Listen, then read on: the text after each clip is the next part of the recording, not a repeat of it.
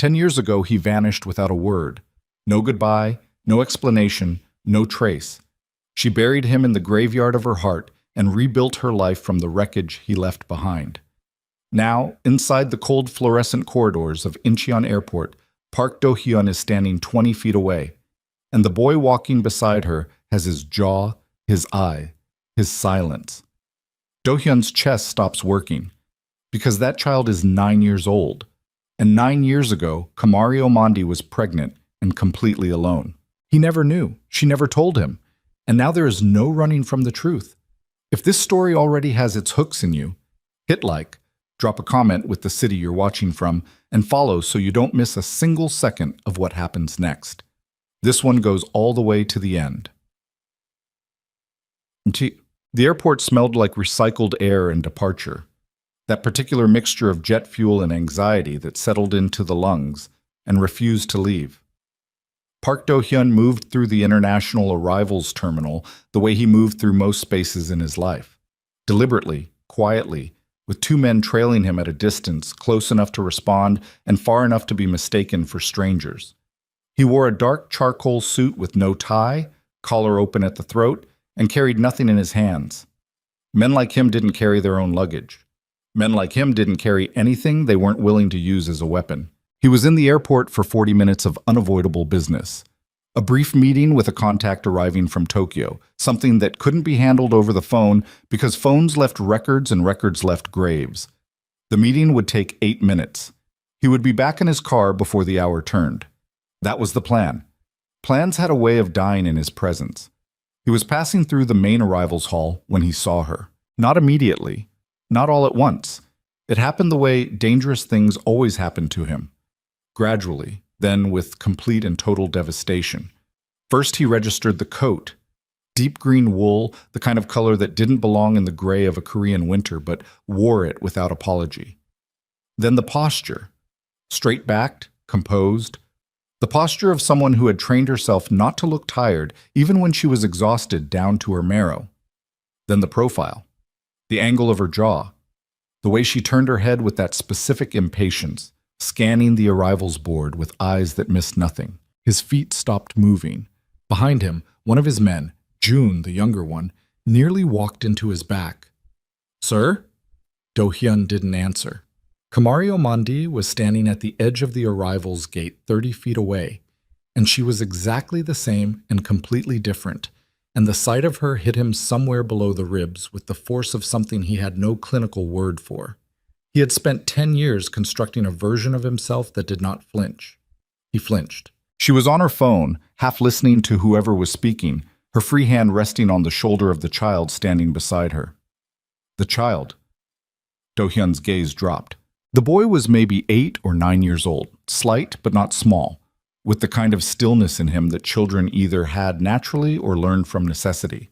He was watching the arrivals board with complete focus, tracking something, counting something in his head. And even from 30 feet away, even through the crowd and the noise and the years, Do-hyun felt the bottom of his world tilt sideways, because the boy's jaw was his jaw.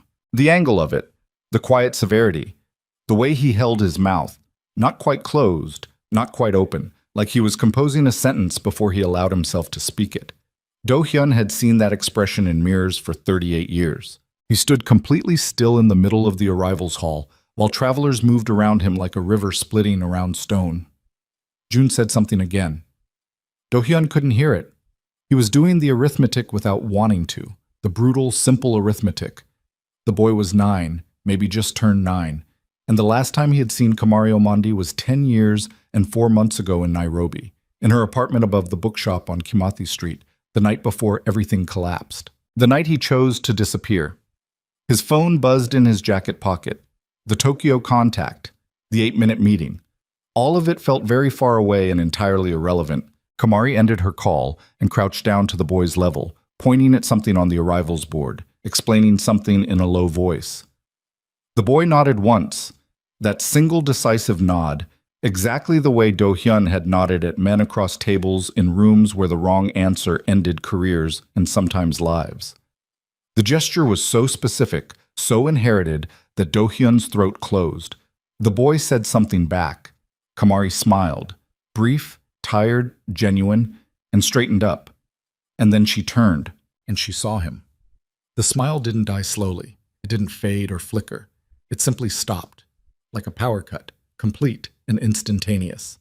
The color didn't leave her face exactly, but something animated withdrew from it, and for 3 full seconds she stood motionless with her phone still raised and her eyes locked on his across 30 feet of airport floor. Do-hyun didn't move. He wasn't sure he was capable of it. Kamari lowered her phone slowly. She said something to the boy without looking at him, a quiet instruction, her eyes never leaving Do-hyun. And the boy turned and looked directly at Do-hyun with an expression of absolute frank curiosity, the way children look at things that frighten their parents, and the resemblance at that range, with the boy's face turned full toward him, was so overwhelming that Do-hyun had to consciously work to keep his expression neutral. He failed.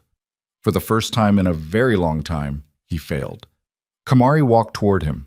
She walked the way she always had, deliberate, unhurried, like she was deciding with every step whether this was worth her time and concluding that it was going to cost him something regardless.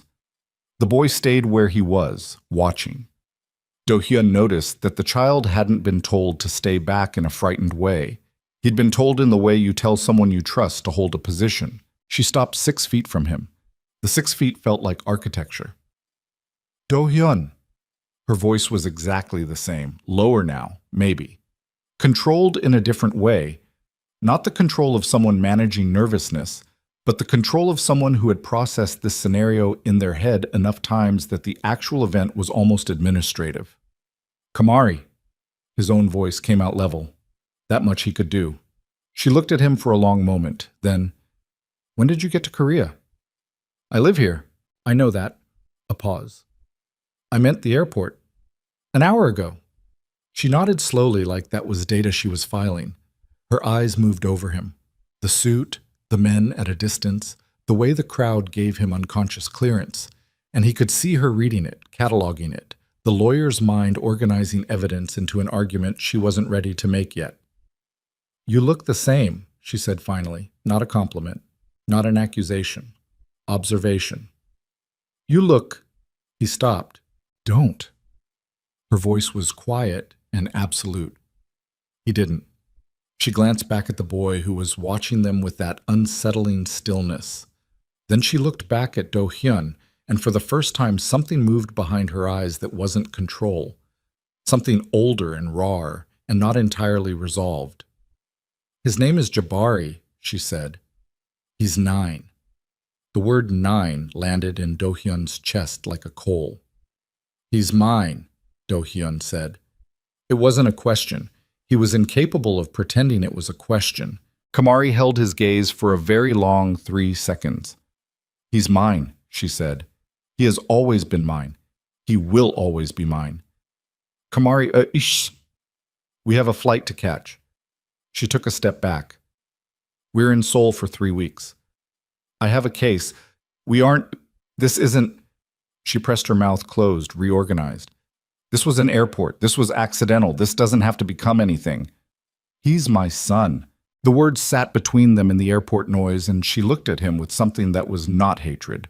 Hatred would have been simpler, and said, "Don't say that like it earns you something," and turned and walked back to the boy. Do-hyun watched her take Jabari's hand and guide him toward the exit without looking back. The boy looked back once, over his shoulder, with those eyes, his eyes, and held Do-hyun's gaze for exactly as long as a 9-year-old who has grown up without a father looks at a stranger he doesn't understand yet. Then they were gone through the glass doors and into the pale Korean morning. Do-hyun stood in the middle of Incheon Airport while travelers moved around him, and June said his name twice more, and somewhere a phone was still buzzing with a meeting he was no longer going to attend, and he stood there and understood with complete clarity that his life had just changed in a way that no amount of power or money or carefully maintained violence could reverse. He had a son, and for the first time in 10 years, the man who controlled a significant portion of Seoul's criminal architecture felt something he recognized, distantly and with profound discomfort, as fear. The Shilla was the kind of hotel that didn't advertise itself to people who needed to ask about the price. Kamari had been placed there by the International Rights Organization funding her Seoul case. The kind of arrangement that came with a car service and a per diem, and the unspoken expectation that she would work 18 hours a day and not complain about any of it. She didn't. Complaining wasn't in her vocabulary. The suite was large enough that Jabari had his own room, which he immediately claimed by spreading his school materials across the desk, with the systematic territoriality of a child who had learned early that space was not guaranteed and therefore should be organized and defended. Kamari stood in the connecting doorway and watched him sort his notebooks, and thought about a man in a charcoal suit standing motionless in an airport arrivals hall. "Mom," she blinked. Jabari was looking at her with the expression she privately called his assessment face, the one that meant he was constructing a theory about her emotional state and deciding whether to share it. "I'm fine," she said before he could ask. "You didn't eat on the plane." "I ate." "The crackers aren't eating." She almost smiled. Almost. "Get your tablet set up. We have to figure out your school schedule for the next 3 weeks. Jabari turned back to his desk but didn't drop the subject. He never dropped subjects. That was the other thing. He held on to threads with a patience that unnerved adults and exhausted her in the specific way that admiration and worry occupied the same space. "Who was that man at the airport?" he said, very casually, the casual of someone who had been sitting on the question for an hour. "Someone I used to know." "Before me?" "Yes." He looked at me weird. A pause. Not bad weird, like he was calculating something. Kamari was quiet for a moment. "Get your tablet set up, baby." Jabari did. He didn't ask again that night, but she knew he would. He always came back to the unanswered things, patient as water finding its way through stone, and she had perhaps 3 weeks before he worked it out himself. Her son was not a child who required information to be volunteered. He required it to be withheld poorly, and then he would find it himself. She sat on the edge of the hotel bed with the city of Seoul spread out through the floor-to-ceiling window and thought about what Do-hyun's face had looked like when she said 9. She'd spent years preparing for the possibility of this conversation, drafting versions of it, deciding what she would and wouldn't say. She was a lawyer. She prepared. But preparation, she was discovering for the second time in her life, was an entirely inadequate defense against Park Do-hyun standing 6 feet in front of her with that devastated stillness in his face that she remembered from the very first time she understood he was not a simple man. She opened her laptop and pulled up the case files. Human trafficking, a network operating between Eastern Europe, East Africa, and Southeast Asia. 3 prosecutorial dead ends, 2 witnesses who had recanted under pressure, and a paper trail that disappeared into a series of shell companies registered in jurisdictions that did not cooperate with international courts. Her job for the next 3 weeks was to reconstruct enough of that trail to hand to South Korean prosecutors, enough to make an arrest that would hold.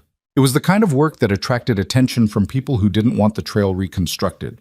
She already had 2 emails she was choosing not to think about before bed. She worked until midnight, listening to the muffled sounds of Jabari's tablet through the wall, and then his silence as he fell asleep, and told herself that the man in the airport was a complication she would handle with the same methodical discipline she applied to everything else. She had been lying to herself since Nairobi. She was very good at it. Do-hyun's office occupied the top 2 floors of a building in Gangnam that officially belonged to a real estate investment firm with a spotless record and an annual charity gala attended by politicians.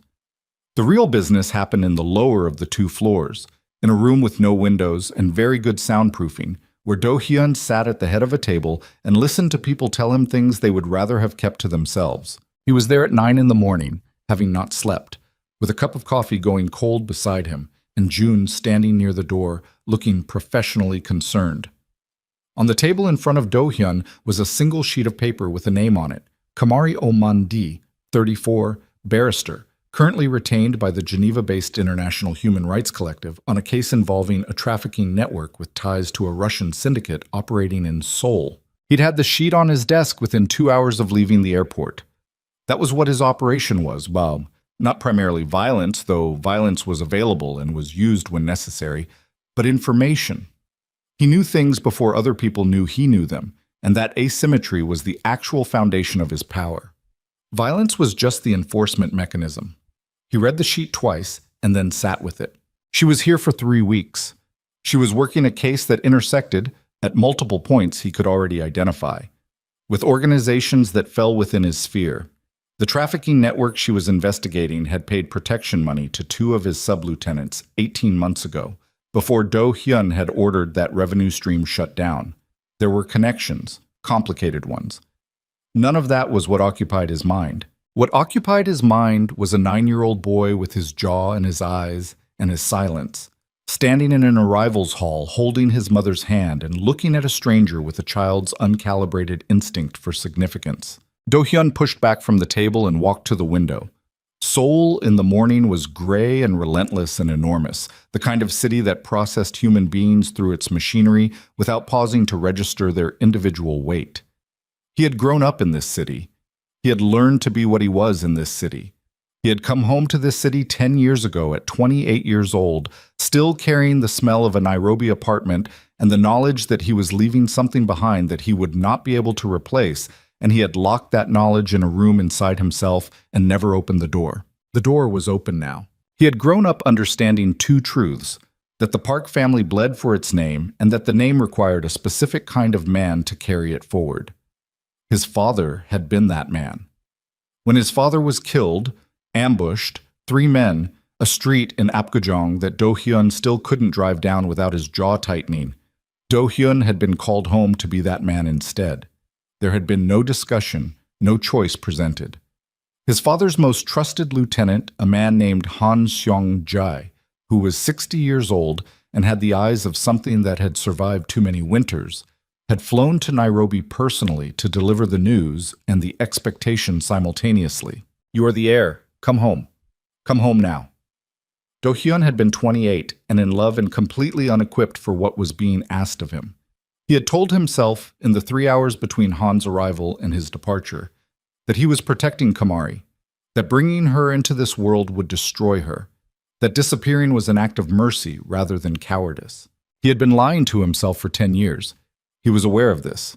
The awareness did not make the lie any more comfortable to carry. He turned back to the table. "Find out where she's staying." June hesitated. "Sir, I already know she's at the Shilla. I want the room number and her schedule for the next 3 weeks." June nodded and left without further comment. Do Hyun sat back down and looked at the sheet of paper again and thought about what Kamari had said. "He's mine. He has always been mine." She was right.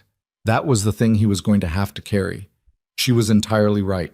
He had made his choices, all of them, and Kamari Omandi had absorbed the consequences of every single one while raising a child alone in Nairobi and building a legal career from the ground up and becoming the kind of woman who walked through international airports with the posture of someone who had long since stopped waiting to be rescued. She had built herself a life without him and built their son into a person without him, and she was right to say what she'd said. It didn't change what he knew. Jabari was his son, and Do Hyun was whatever else was true about him, whatever accounting the universe was eventually going to make of his choices. Not the kind of man who walked away from that. Not again. He had already walked away once. He understood now, with the kind of clarity that only comes when time has finished doing its work, that it had been the worst thing he'd ever done. Worse than the violence, worse than the inheritance he'd accepted, worse than all the specific and nameable acts of a life spent in the company of men who solved problems with finality. The worst thing he had ever done was leave a woman who loved him pregnant and alone in a city on the other side of the world. He was going to have to find a way to live with that. He was also going to have to find a way past it. The law offices of the Human Rights Collective's Seoul affiliate were located in a mid-rise in Seocho, 3 floors of open-plan desks and conference rooms with glass walls and the specific fluorescent exhaustion of people doing work they believed in for money that didn't adequately reflect that belief. Kamari arrived at 8:30, which was 30 minutes after she was expected and 40 minutes before most of her new colleagues, and claimed a desk by the window and started reading. The case was called the Meridian File internally, though it had no official title because it was not yet an official case. What it was currently was 3 years of investigative groundwork assembled by a loose coalition of lawyers, journalists, and former law enforcement personnel across 4 countries, bundled into a folder that ran to nearly 800 pages and constituted the most comprehensive existing documentation of a trafficking operation that had processed an estimated 4,000 people through its network over 6 years. 4,000 people. Kamari made herself hold that number. She made herself hold it because, in her experience, the greatest occupational hazard of this work was the tendency to process human beings into data points, and she refused to let the abstraction happen. 4,000 people. 4,000 individuals who had names and families and specific fears and specific moments when they understood that the thing being done to them was being done and could not be stopped. 4,000. She was here to give that number a consequence. The specific angle she was working was a series of financial transactions routed through Korean shell companies, front businesses, most of them legitimate on paper, that had been used to launder proceeds. If she could document enough of the chain, the Korean prosecutors could use it to make a case under financial crime statutes, even if the direct trafficking evidence was too contaminated by witness recantations to hold. It was a side door. It was the kind of approach you used when the front door had been welded shut. By 10 o'clock, she had filled 4 pages of a legal pad with notes and connections and the specific frustrations of a paper trail that kept terminating at the same 2 shell companies registered in the Cayman Islands. She needed access to the Korean financial records. She needed a cooperative contact inside the prosecutor's office. She needed about 3 things she didn't currently have. Her phone rang. Unknown number, Korean. She considered not answering. Then she answered because she always answered unknown numbers on active cases. Kamari Omandi. A pause. You changed your number. Do-hyun's voice was the same, lower than she remembered maybe, but the texture of it, that specific quality of someone who spoke rarely and therefore precisely, was exactly the same, and something in her chest did a thing she was going to refuse to categorize. How did you get this number? I have resources. A pause. I'd like to meet. No. Kamari. I'm at work. I know. I'm not asking you to stop working.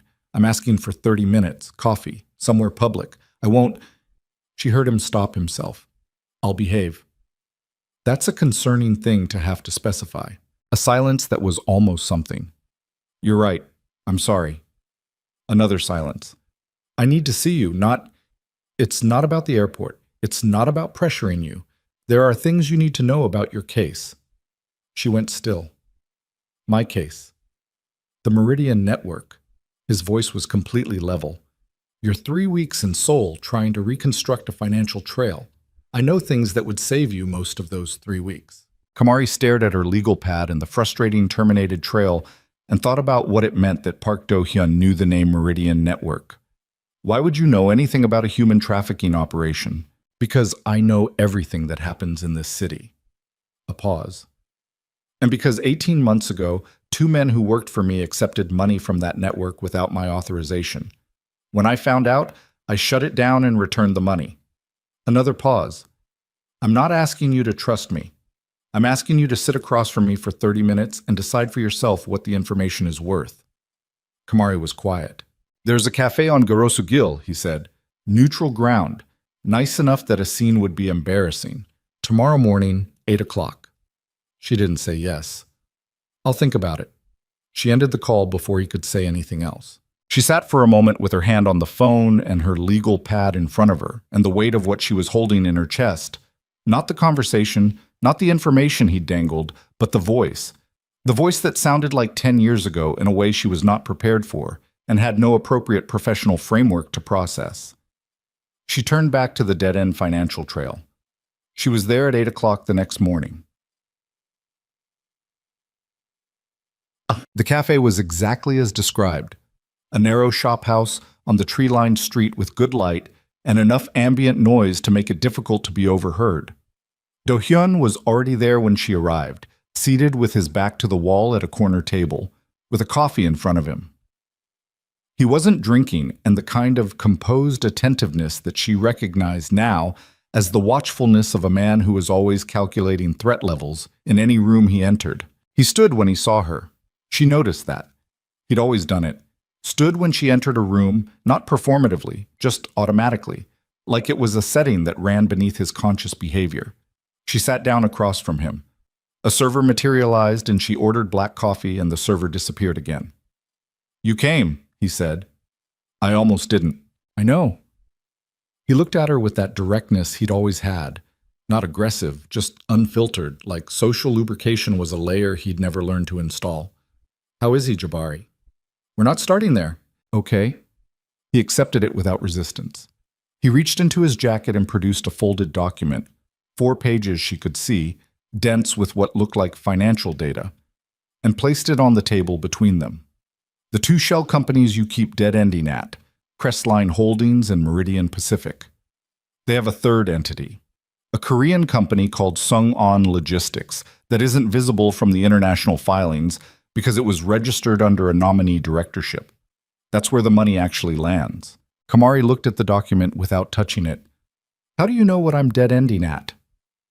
I have a source inside the prosecutor's office. That's corruption. That's information management. He held her gaze. The source tells me things. I haven't used it to compromise your investigation. I used it to understand it. That's a distinction that won't hold up in court. We're not in court. She looked at him for a long moment. If I take this document, it's clean. The financial data came from a licensed private investigation firm. The sourcing is documented. You can use it. He paused. I'm not trying to contaminate your work, Kamari. I'm trying to help. Why? He was quiet for a moment. Because the network you're investigating has done things in this city that He stopped. Started again. Because 4,000 people is a number that doesn't sit right with me, regardless of what else I am. What are you? She said. Exactly. What are you? The server set down her coffee. Neither of them looked at it. I think you already know, he said. You're a lawyer. You've been in Seoul 24 hours and you've been running my name. She hadn't confirmed that, but she didn't deny it either, and he read the silence accurately. I control a significant portion of the informal economy in this city, he said. Protection, finance, certain goods and services that operate outside legal frameworks. I inherited it. I've maintained it. I've tried to... A slight pause. I've tried to run it in ways that cause less damage than the alternatives. That's a remarkable way to describe organized crime. Yes, he said simply. It is. Kamari picked up the document. She read the first page. The financial data was exactly as he'd described. Specific, clean, documented. If Sung-An Logistics was real, and the paper trail connected to it the way this document suggested, it was the side door she'd been looking for. It would save her weeks. She folded it and put it in her bag. Thank you, she said. Then, because she was constitutionally incapable of leaving things unresolved, I didn't tell you about Jabari because I didn't know how to find you, and then because I decided I didn't want to. She met his eyes. Both of those things are true simultaneously. I know, he said. You don't get to be angry about it. I'm not angry. He looked at her steadily. I had choices. I made the wrong ones. I've known that for 10 years. Something moved in his face. Brief, controlled, genuine. He looks like me. He thinks like you, she said before she could stop herself. It's more unsettling. Something in his expression, the first fully unguarded thing she'd seen since the airport, and then it was gone, locked back behind the composure. I want to know him, he said. I'm not making demands. I'm not issuing ultimatums. I'm telling you what's true. I want to know my son. Kamari looked at him across the table in the cafe on Garosu-gil with the morning light coming through the window and said, Then you're going to have to earn that, one day at a time. No promises, no guarantees. She picked up her coffee. And you're going to have to be honest with me. All of it. No more information management. Do-hyun nodded once. That decisive nod. Exactly like Jabari's. She looked away from it and drank her coffee and told herself that what she was feeling was not the beginning of anything. It was the processing of something old and incompletely resolved, and it would pass, and she was a disciplined woman with a difficult case and a 9-year-old son to protect, and she was absolutely not sitting in a cafe in Seoul feeling the walls she'd spent a decade building develop structural problems. She was not. Jabari met Do-hyun on day 4. It wasn't planned. That was the thing Kamari would return to afterward, the way it happened without ceremony, without preparation, without the careful scaffolding she'd intended to construct around it. They were in the hotel lobby on their way to the National Museum, A Sunday arranged around Jabari's insistence that he intended to look at the Silla dynasty artifacts, because Jabari had been reading about Korean history on the plane and had produced opinions about it that he was now committed to verifying against primary evidence. He was that kind of child. Do-hyun was in the lobby, not waiting, or not obviously waiting, though later Kamari understood that the coincidence was not entirely accidental. He was speaking with someone at the concierge desk, or had been, and when they emerged from the elevator he turned and saw them, and in the 3 seconds before Kamari could intervene, Jabari saw him and stopped. "That's the man from the airport," Jabari said. "Conversational, factual." "Yes," Kamari said. "Do you know him?" "Yes." Jabari considered this. Then he walked directly toward Do-hyun with the purposefulness of a 9-year-old who had decided something. Kamari kept pace, her stomach tightening with the specific dread of uncontrolled situations. Do-hyun crouched down to Jabari's level when the boy was 3 feet away. It was the right instinct, not looming, not condescending, just meeting him where he was, and Kamari noticed it and hated that she noticed it. "Hi," Jabari said. "Hi," Do-hyun said. "I'm Jabari." "I know." A pause. "I'm Do-hyun." Jabari examined him with the frank, appraising look he applied to most new information. "My mom knows you from before." "Yes." "From Kenya?" "Yes." Do-hyun's voice was steady.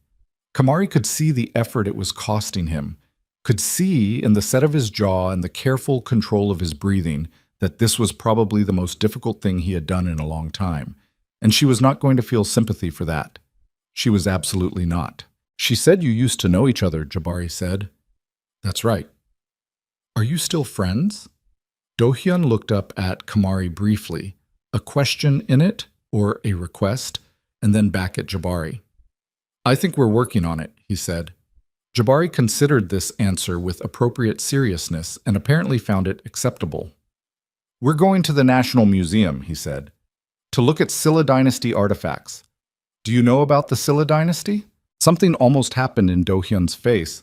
Almost. "I know a little." "I know quite a lot," Jabari said, without arrogance, just as accurate reporting. "My mom doesn't know very much, but she's interested in learning." "Jabari," Kamari said. "It's factually true," Jabari told Do-hyun confidentially. Do-hyun was quiet for a moment. Then, "Would it be all right if I came along? To the museum?" He looked up at Kamari again. This time the question was entirely for her. Kamari looked at her 9-year-old son, who was already nodding with decisive enthusiasm, and at the man crouching in front of him who had her son's jaw in her son's eyes, and was looking at her with an expression that had nothing practiced in it, and she thought about what it meant to be a disciplined woman who had stopped needing anyone, and said, "Fine, 1 hour." It was 3 hours. Jabari had a great deal to say about the Silla dynasty. The weeks found a rhythm that Kamari hadn't anticipated and couldn't quite dismantle once it had established itself. Mornings she worked. Afternoons Jabari had a tutor arranged by the hotel for his schoolwork, and sometimes, not every day, not on any schedule she had agreed to, but more days than not, Do-hyun appeared. He was careful about it. She had to give him that. He didn't push, he didn't manipulate. He showed up with the consistency of someone who understood that trust was rebuilt incrementally or not at all. And he met Jabari's endless questions about Korea, about martial arts, about the specific mechanics of how things worked, with a patience that she was not prepared for and could not dismiss. When Jabari asked to be taught something, Do-hyun taught him.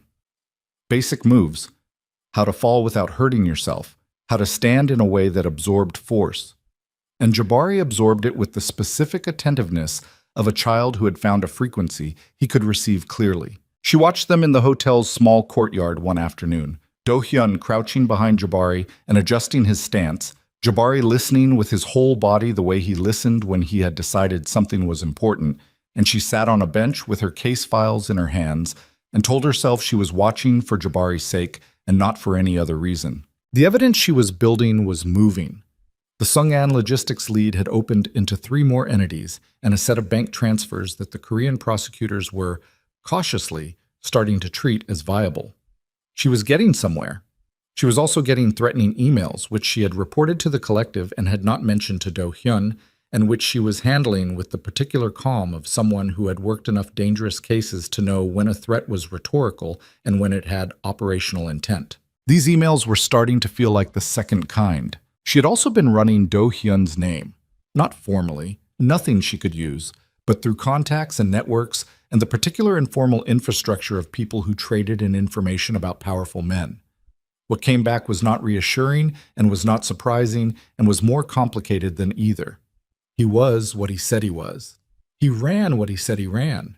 The violence attributed to him was real, specific, and in several documented instances had been directed at people doing worse things than he was, which was not an exoneration, but was at least a context. He had also, 18 months ago, genuinely and completely shut down any association between his organization and the trafficking network she was investigating, and had in 2 documented cases actively obstructed that network's operations in Seoul. She couldn't decide what to do with that. She kept filing it under incomplete and moving forward. On the Tuesday of their second week, Jabari looked up from dinner in the hotel restaurant and said, with complete unpreambled frankness, "Is Do-hyun my father?" Kamari set down her chopsticks. Jabari waited. He was very good at waiting. She had prepared for this. She had the version she was going to deliver. Measured, age-appropriate, emotionally honest without being overwhelming. She had the words arranged. She opened her mouth and the words that came out were, "Yes." Jabari was quiet for a moment, then, "I thought so." "How long have you thought so?" "Since the airport." He picked up his chopsticks again. "He has my nose." "You have his nose," Kamari said, slightly faint. "Same thing." He ate a piece of rice. "Are you going to be together?" "I don't know." "That's honest." He considered. "Does he know? That I know?" "Not yet." Jabari nodded slowly, processing this. "You should tell him," he said. "He'll want to know I know." A pause. "He worries about things even when he doesn't show it. It's the same as when I worry. I can tell." Kamari looked at her 9-year-old son, who had identified a psychological pattern in a man he'd known for 10 days that she had taken 3 months to identify in Nairobi, and felt the specific, overwhelming mixture of love and helplessness and pride that was the daily emotional texture of raising this particular child. "I'll tell him," she said. "Good." He ate more rice. "Can I get the red bean dessert?" "Yes," she said. "Yes, you can." She told Do-hyun that evening in a brief call after Jabari was asleep. There was a silence on his end that lasted long enough that she checked to see if the call had dropped. "He said that?" Do-hyun's voice was altered. Not broken. He didn't do broken, she was starting to understand. He did contained and then more contained, but altered. "He said you worry about things the same way he does." Another silence. "That's..." He stopped. "I know," she said. "Tell him..." He stopped again. "Tell him I'll see him tomorrow, if that's all right." "It's all right," she said. She ended the call and sat in the dark of the hotel room with Seoul glittering through the window and thought about 10 years and the arithmetic of choices and the specific cruelty of arriving at the right place a decade too late. She thought about a man who had made terrible choices and was trying with the specific stiff unfamiliarity of someone who had not been practiced in trying to do something worth doing. She didn't know what it meant yet. She wasn't going to decide tonight. What she did know, and what she fell asleep knowing, which was not peace but was something adjacent to it, was that her son had a father who already knew how he stood and how he thought and how he worried, and that this was not nothing. Outside, somewhere in Seoul, the city moved through its nighttime operations, and in a building in Gangnam, a man who controlled more of those operations than most people knew sat in the dark and held his phone and thought about a 9-year-old boy who had his nose and who had figured out the truth in an airport arrivals hall and sat with it patiently for 10 days and then simply said it out loud at dinner. Patient as water, patient as stone. Do-hyun sat with that and understood for the first time that his son was going to be... Do-hyun was there at 8 in the morning, not summoned, not invited with any specific warmth. Kamari had said it was all right, and he had treated that as a coordinate, a fixed point to navigate toward, and he showed up at the hotel with 2 paper cups of coffee from the place on the corner and stood in the lobby and waited. He didn't call ahead. Calling ahead gave people the opportunity to say no, and he was not yet confident enough in what was being built between them to risk a no over the phone. Jabari came out of the elevator before Kamari did. He saw Do-hyun, looked at the 2 cups of coffee, and said, "Did you bring one for me?" "I brought you orange juice." Do-hyun produced a bottle from his coat pocket. Jabari took it with the assessing nod of someone whose expectations had been met at a satisfactory level. "My mom told you I know," he said. "She did." "And?" Do-hyun looked at him. This 9-year-old standing in a hotel lobby holding a bottle of orange juice and waiting for an answer with the patience of someone who had decided the answer mattered and was therefore worth waiting for correctly. "And I'm glad you know," Do-hyun said. "I didn't want there to be things between us that weren't true." Jabari considered this with appropriate seriousness. "There are probably going to be things you don't tell me because you think I'm too young." "Probably. That's different from lying." "Yes," Do-hyun said. "It is." Jabari appeared to accept this philosophical distinction and opened his orange juice. Kamari stepped out of the elevator 30 seconds later, saw them standing together, and went very still for just a moment. A beat, barely perceptible, but Do-hyun caught it because he caught everything, before she continued walking toward them. She was in work clothes. Her face had the controlled composure of someone who had made a decision and was committed to the execution of it regardless of how the execution felt. She took the coffee he offered without comment. "Thank you." "He asked if I brought one for him," Do-hyun said. "I know." She looked at Jabari. "We talked about demanding things from people." "I didn't demand. I inquired." Jabari drank his orange juice. Something almost happened in Do-hyun's face again. Kamari saw it, looked away from it, drank her coffee. The morning moved the way the previous 10 days had moved, with a rhythm that had no official shape, but had nonetheless become familiar in the way that dangerous things became familiar, through repetition and the gradual erosion of the distance that familiarity required. They walked. Jabari had produced a list of things he wanted to see in Seoul before they left, organized by district and cross-referenced with public transit maps, and Do-hyun had spent 2 days quietly ensuring that certain locations on that list were accessible without the navigational complications that would otherwise arise from his presence in public spaces. He didn't explain this to Kamari. She noticed anyway. "You've arranged things," she said, while Jabari was absorbed in the window display of a shop in Insadong selling traditional paper crafts. "Some things. I don't need you to arrange things." "I know." He kept his eyes on Jabari. Jabari wanted to see Gyeongbokgung on Saturday. On Saturdays, there are tour groups that move through that corridor at 11. I've asked someone to check whether the eastern gate is less congested. Kamari was quiet for a moment. "You've asked someone?" "Yes." "Who?" He looked at her then. "Someone who works for me." She turned back to Jabari's reflection in the shop window, her jaw doing the thing it did when she was constructing and then rejecting sentences. "Do-hyun. I know. That's not... I need you to understand that I can't just..." She stopped. "He's 9. He doesn't know what you are. He knows you're his father, and he knows you know things, and he knows people seem to defer to you, and he has categorized all of this under interesting, because he's 9, and the world is still largely interesting to him rather than threatening. I need it to stay that way." Do-hyun was quiet for a moment. "I'm not going to let anything threaten him." "That's not the point. The point is that he doesn't need to understand why nothing threatens him. He doesn't need to see the infrastructure." She turned to face him fully. "Can you do that? Can you be..." She pressed her mouth closed. "Can you be a person? Just a person. Not the other thing. When you're with him." Do-hyun looked at her with that directness that she still had no adequate defense against. "I can try," he said. And then, after a pause, "That's the honest answer." She looked at him for a long moment. "All right," she said. "Honest is what I asked for." Jabari came out of the shop with a small piece of hanji paper folded into a crane and presented it to Do-hyun with the gravity of a formal transaction. "The woman showed me how," he said. "I made it for you." Do-hyun took it.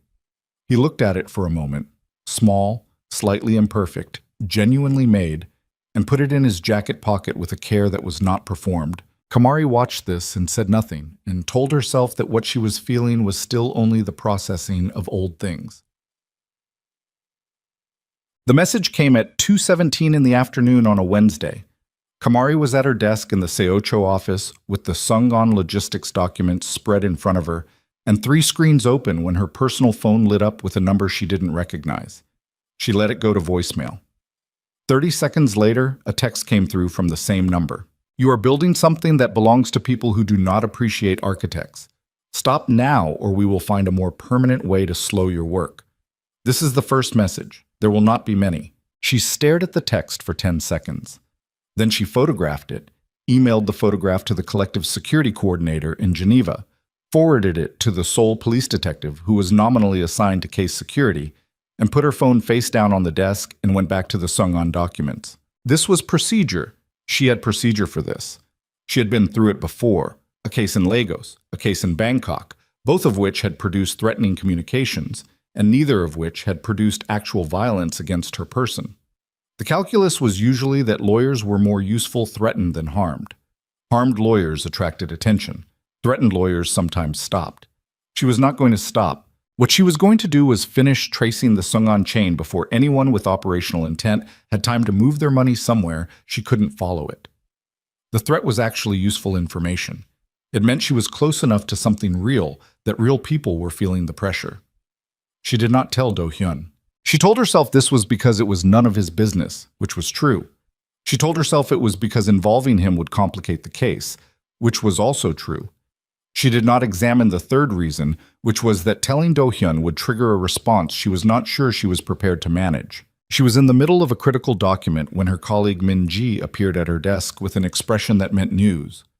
The prosecutor's office called, Min-ji said. They want a meeting. Tomorrow morning, 9 o'clock. Kamari straightened. Which prosecutor? Yoon Chang-ho. Min-ji's voice had a specific texture. He's senior. Very senior. He doesn't usually take meetings on ongoing investigations at this stage. Kamari thought about Do-hyun's source inside the prosecutor's office. She thought about information management. She thought about the particular feeling of having multiple forces operating around her that she could neither fully see nor fully control. I'll be there, she said. Kid. Prosecutor Yoon was in his late 50s, with the careful posture of a man who had been navigating institutional politics for long enough that his body had adapted to permanent diplomatic caution. He shook Kamari's hand across a desk that was too clean, the desk of a man who kept his real work somewhere else, and offered tea she didn't want. Ms. Omandi, he said, your reputation precedes you. I'd rather my work preceded me, she said. A slight smile, not warm. Of course. He folded his hands on the clean desk. Your investigation into the Meridian Network. We have been following your progress with interest. I was told you weren't aware of our investigative direction at this stage. We have resources, he said. The same phrasing Do-hyun had used. Kamari felt the coincidence land in her chest like a stone in water. Ms. Omandi, I want to speak plainly. Please. The Meridian Network has connections in this city that extend into areas of significant political and economic sensitivity. The financial trail you are pursuing, the Sungon chain, will, if followed to its end, implicate individuals whose cooperation we rely upon for other, larger matters. He paused. I am not asking you to stop. I am asking you to consider the value of a strategic pause. 3 months. We use that time to secure testimony from a cooperative witness we are currently cultivating. We then proceed with a prosecution that is cleaner, Kamari said, more comprehensive, less damaging to your political relationships. His smile didn't change. More likely to result in successful convictions. Kamari looked at him across the clean desk. She thought about 4,000 people. She thought about the text on her phone. She thought about a financial trail that was 3 weeks from being complete enough to be usable. I appreciate your candor, she said. My answer is no. The smile remained. I expected as much. I wanted it noted that the conversation occurred. He stood. Be careful, Ms. Omandi. This city has considerable respect for the rule of law. It also has considerable experience with the spaces between laws. She left without the tea. She called Do-hyun from the street outside the prosecutor's office. She had not planned to. She was standing on the pavement in the gray October morning, and she called him because the list of people she trusted in this city was very short, and he was on it, which was itself a problem she hadn't finished solving. He answered on the second ring. Prosecutor Yoon just asked me to pause the investigation, she said without preamble. A silence. When? 10 minutes ago. What reason did he give? Political sensitivity? Larger interests?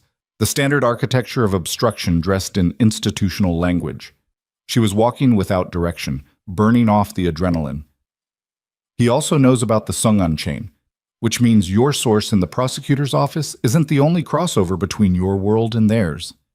Yoon has his own relationships, Do-hyun said carefully. I'm aware of them. With the Meridian Network? A pause that was a fraction too long. With people adjacent to it. She stopped walking. Do-hyun. He's not complicit in the trafficking. He's complicit in the protection racket, different layer of the same structure. His voice was measured, and she could hear him choosing each word with the precision of someone navigating a documented minefield. He has received payments to ensure that certain investigations move slowly. And you know this because I know everything that happens in this city. Stop saying that like it's a neutral fact. The anger in her voice was sharper than she intended, and she let it be sharp because it was genuine, and she was done managing her genuine responses for his comfort. You know this because you operate in the same ecosystem. You know this because at some level, regardless of what you've done or not done with the trafficking network specifically, you are part of the structure that makes this possible. Silence. Am I wrong? She said. No, he said. You're not wrong. She stood on a Seoul pavement in the cold and breathed. What else do I need to know? What else is there that affects this case that you haven't told me? There's a man named Volkov, Do-hyun said. Dmitry Volkov. He runs the Eastern European side of the Meridian Network. He's been in Seoul for 6 days. I didn't tell you because I was trying to determine whether his presence was related to the network's operations or to you specifically. A pause. I now believe it's both. The cold air went colder. He's here because of my investigation. I believe so. And you waited 6 days to tell me this. I was verifying. Do-hyun. Her voice was completely flat. My son is in this city. The silence that followed had a different quality. Heavier. I know, he said. That's why I'm telling you now. That's not... You don't get to make that calculation on my behalf. You don't get to decide what I know and when I know it based on your own timeline. That's the same thing you did 10 years ago. The words were out before she could stop them, and they were true, and they landed, and she didn't take them back. You decided what I needed to know. You decided when I was ready. You disappeared because you calculated it was the right thing for me, and you didn't give me the choice. His breathing was audible now. Controlled, but audible. You're right, he said. You're right, and I'm sorry. I don't need sorry right now. I need everything. I need every piece of information you have that is relevant to this case and to my safety and to Jabari's safety, all of it. Now. A breath. Can you do that? Yes. Then I'll be at your office in 1 hour. She ended the call and stood on the pavement and let her hands shake for exactly 10 seconds, which was what she allowed herself, and then she put her phone in her pocket and started walking. Do-hyun's real office, not the investment firm's reception floors, but the actual room where actual decisions were made, was not what she had expected, and was exactly what she should have expected. It was spare. A table, chairs, a whiteboard with nothing on it, one window looking out at a building across the street. No art, no display.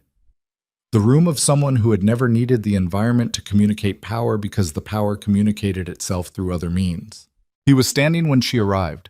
June let her in and disappeared. On the table were documents, physical documents, not digital. She noted this, noted what it implied about his security practices, spread in an organized pattern that she recognized as the architecture of someone who had been preparing this briefing before she called. He had been going to tell her, maybe not today, but soon. She filed that and didn't let it soften her. Sit down, she said, because she needed to be the one to set the terms of the room. He sat. She remained standing and looked at the documents. Volkov, she said. Do-hyun pointed to a photograph. A man in his 50s, broad through the shoulders, with the flattened face of someone who had absorbed violence professionally over a long period of time.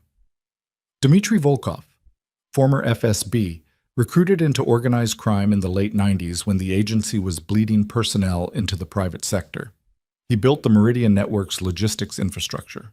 Not the idea of it, but the mechanism. How it moves people, how it launders money, how it maintains operational security. He paused.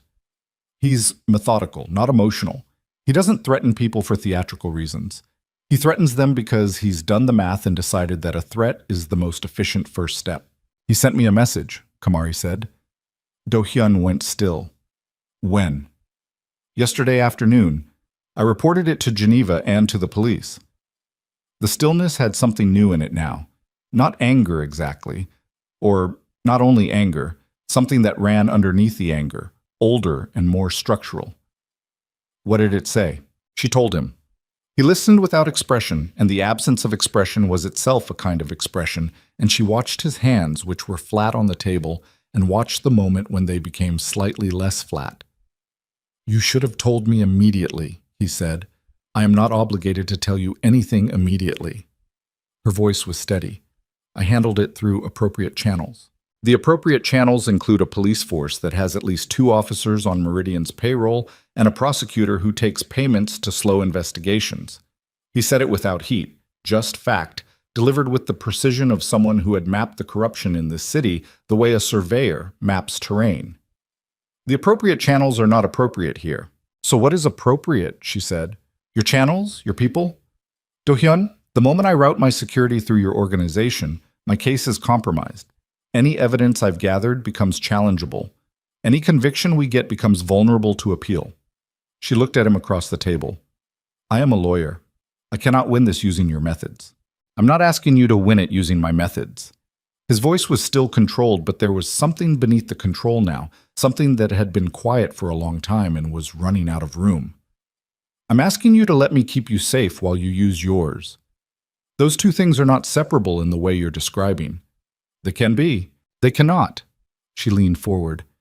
If Volkov is watching my investigation, he's watching everyone around me, including you, including the fact that I'm meeting with you. If that becomes known, if it becomes documentable, my entire case collapses under the weight of my association with a known criminal organization. Do-hyun was quiet. I know, she said. I know what that means, and I know it's not what you want to hear. But you asked me to be honest with you, and I'm being honest. You are a liability to this case. The same power that you want to use to protect me is the thing that could destroy everything I've built. The silence stretched. Outside, Seoul continued its operations. Somewhere in the building a phone rang and was answered and a door opened and closed. Then what do you want from me? He said. Very quiet. I want the information, she said. All of it. Everything you know about Volkov, about the network, about the financial chain. I'll use it to build a case through legitimate sources, and I'll find ways to document the trail that don't lead back to you. She straightened. And I want you to stay away from Jabari until this is over. The last sentence landed differently from everything else. She saw it. Kamari, I don't say that to hurt you. And she didn't. She said it because it was true and because she had a child, and the child was the fixed point around which every other calculation organized itself. I say it because if Volkov has identified me, he's identified my proximity to you. And if he's done the math on how to reach me most efficiently, the answer involves Jabari. I will not have my son used as leverage because I made the mistake of... She stopped. Because you trusted me, he said. She didn't answer, which was an answer. Do-hyun looked at her for a long time with his hands flat on the table and the document spread between them and the window behind him gray with the Seoul afternoon. Then he said, Tell me one thing. Honestly. What? If the case was finished, if Volkov was gone, if all of this was resolved. He held her gaze. Would you still want me to stay away? The room was very quiet. Kamari looked at the man across the table, the man who had left her, who had been wrong, who was trying in the specific stiff way of someone who had never learned to try, who crouched down to Jabari's level and adjusted his stance and put a paper crane in his jacket pocket with a care that was not performed. And she said, "I don't know." "That's the honest answer," he said. The same words he'd used to Jabari, patient as water, patient as stone. She gathered her copies of the documents and left. In the elevator going down, she let her forehead rest against the cool metal wall for exactly 5 seconds. Then she straightened and watched the floors descend and thought about Volkov in this city for 6 days and her son in a hotel on the other side of Seoul, and something that had been manageable dread became something else entirely. Her phone buzzed. A text from a number she didn't recognize. Different number from the first message, but the same flat syntax, the same deliberate economy of threat. "We know about the boy." The elevator doors opened.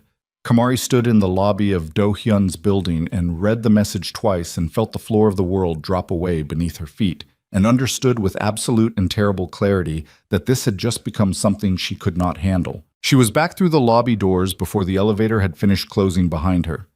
Do-hyun was still at the table when she came back through the office door without knocking. He looked up and read her face in the half-second before she spoke and was already standing. She held the phone out to him. He took it, read the message, read it again. The quality of his stillness changed. It was the same stillness she had seen in the airport, in the cafe, across the table 20 minutes ago, but this one had a different density to it, like something had been compressed to a point where compression was no longer possible, and the next thing that happened would not be stillness at all. "When did this come?" he said. 30 seconds ago. Lobby." He was already moving, phone out, calling someone. The conversation immediate and in Korean too fast for her to follow completely, but she caught enough. "Hotel. Now. The boy. 2 men. Don't move him. Confirm." He ended the call and made a second one before the first had fully disconnected, and she stood in the doorway and felt the specific terror of being in a situation where someone else's infrastructure was the only thing standing between her child and something she couldn't name yet. "My people are at the Shilla," he said. "Jabari is in the hotel. He hasn't left. He's with the tutor until 4. "I know." He was already at the door. "We need to move." "Do-hyun!" "Kamari." He turned. His face was the controlled face, the professional face, but underneath it something had cracked open that she recognized because she was feeling it too. The specific animal terror of a parent understanding that their child is in proximity to danger. "We can argue about everything else later. Right now I need you in my car, and I need us at that hotel in 15 minutes. Can you do that?" She could do that. She was already doing it. The car was a black Genesis with tinted windows and a driver who did not look at them in the mirror. Do-hyun sat beside her in the back seat and made 3 more calls she partially understood and partially didn't, and she sat with her hands in her lap and ran through the arithmetic of what she knew. Volkov had been in Seoul 6 days. He had sent the first message yesterday. He had sent the second message 30 seconds after she walked out of Do-hyun's building, which meant he had someone watching Do-hyun's building, which meant he knew about the meeting, which meant the association she had been trying to prevent was already documented. The case was compromised. She didn't know to what degree. That was a problem she would solve later. The immediate problem was her son. "How did they know where I was?" she said. Do-hyun was quiet for a half-second. "My building has external surveillance coverage. The footage is someone with the right access could pull it." "Who has that access?" Another half-second. Shorter than the first, but she noticed it. "Technically, several contractors." "Do-hyun, who has that access?" He looked at her. "I'm going to find out." "That's not an answer." "It's the only answer I have right now that's true." His jaw was set in a way she recognized. Jabari's jaw, doing the same thing when he was processing something that required more room than he currently had. "Someone in my organization, or someone with access to my organization's systems, gave Volkov information. I don't know who yet. I will know." The car moved through Seoul traffic with the efficiency of a vehicle whose driver understood that certain passengers did not wait for lights in the conventional way. Kamari looked out the window at the city and thought about Jabari in the hotel room with his notebooks and his organized desk and his patient 9-year-old certainty that the world was a place of interesting problems rather than genuine threats. She thought about that certainty and what it would cost to preserve it. "When we get there," she said, "I go in first, alone." "Kamari, he's my son. I'm the one who walks through that door, and I'm the one who decides what he sees and what he doesn't see and what gets explained. Her voice did not shake. She was very focused on that. Your people can be in the building, but Jabari sees me first. Do-hyun looked at her for a moment and then nodded. One nod. Agreed. Well, Jabari was at his desk when she came through the hotel room door, a textbook open in front of him and a half-eaten apple at his elbow. The tutor, a young woman named Soo-yeon, who had proven admirably unflappable over 2 weeks, sitting across from him with a grammar worksheet. Both of them looked up. Kamari looked at her son, his face, his aliveness, the apple at his elbow. Ms. Omandi, Soo-yeon said. We're done for today, Kamari said. Thank you, Soo-yeon. I'll call the agency. Soo-yeon read the room with the instinct of a young woman who had learned to read rooms and gathered her things and was gone in under 2 minutes. Jabari watched his mother with the assessment face. What happened? He said. Nothing has happened. She sat on the edge of his bed, which put her at his level. I need us to move to a different hotel tonight. Why? Precaution. Jabari looked at her with those eyes. Is it because of your case? Yes. Is someone threatening you? She held his gaze. She had promised herself when he was born that she would not lie to him about danger, that she would calibrate what she told him to what he could carry, but she would not construct false safety for him, because children who were lied to about danger didn't learn to assess it. They learned to distrust the people who lied to them. There are people who don't want me to finish my work, she said. They've sent some messages. We're being careful. Jabari absorbed this. Does Do-hyun know? Yes. Is that why he has people in the lobby? Kamari went still. How do you know that? I went down for a snack at 2:30. There were 2 men near the elevator who weren't guests. They had the same way of standing that Do-hyun's people have. He said this completely without drama. I came back upstairs. She looked at her son, her 9-year-old son, who had identified Do-hyun's security personnel by their posture and come back upstairs without incident and returned to his textbook, and felt the mixture of pride and terror that was becoming the dominant emotional register of this trip. Pack what you need for tonight, she said. Just tonight. Don't take everything. He was already moving. The second hotel was smaller in a district Do-hyun knew, a place that did not appear on the standard booking platforms, the kind of arrangement that existed because certain people required discretion that the conventional hospitality industry could not provide. Kamari registered under a different name, using documentation that Do-hyun's people produced with an efficiency she chose not to examine. Jabari looked at the documentation process with the focused attention of a child filing information for later. She got him settled. He asked for the textbook he'd forgotten to pack, and she told him she'd get it tomorrow, and he accepted this with the grace of someone deciding that flexibility was the appropriate response to a situation he didn't fully understand. She sat on the edge of his bed until his breathing slowed, and then she went into the main room, and Do-hyun was there. She had not told him to be there. He was there anyway. She sat down across from him. Between them on the table were 2 cups of coffee that had been there long enough to be wrong temperature. Neither of them touched them. Tell me about the leak, she said. His face was doing the compressed thing again.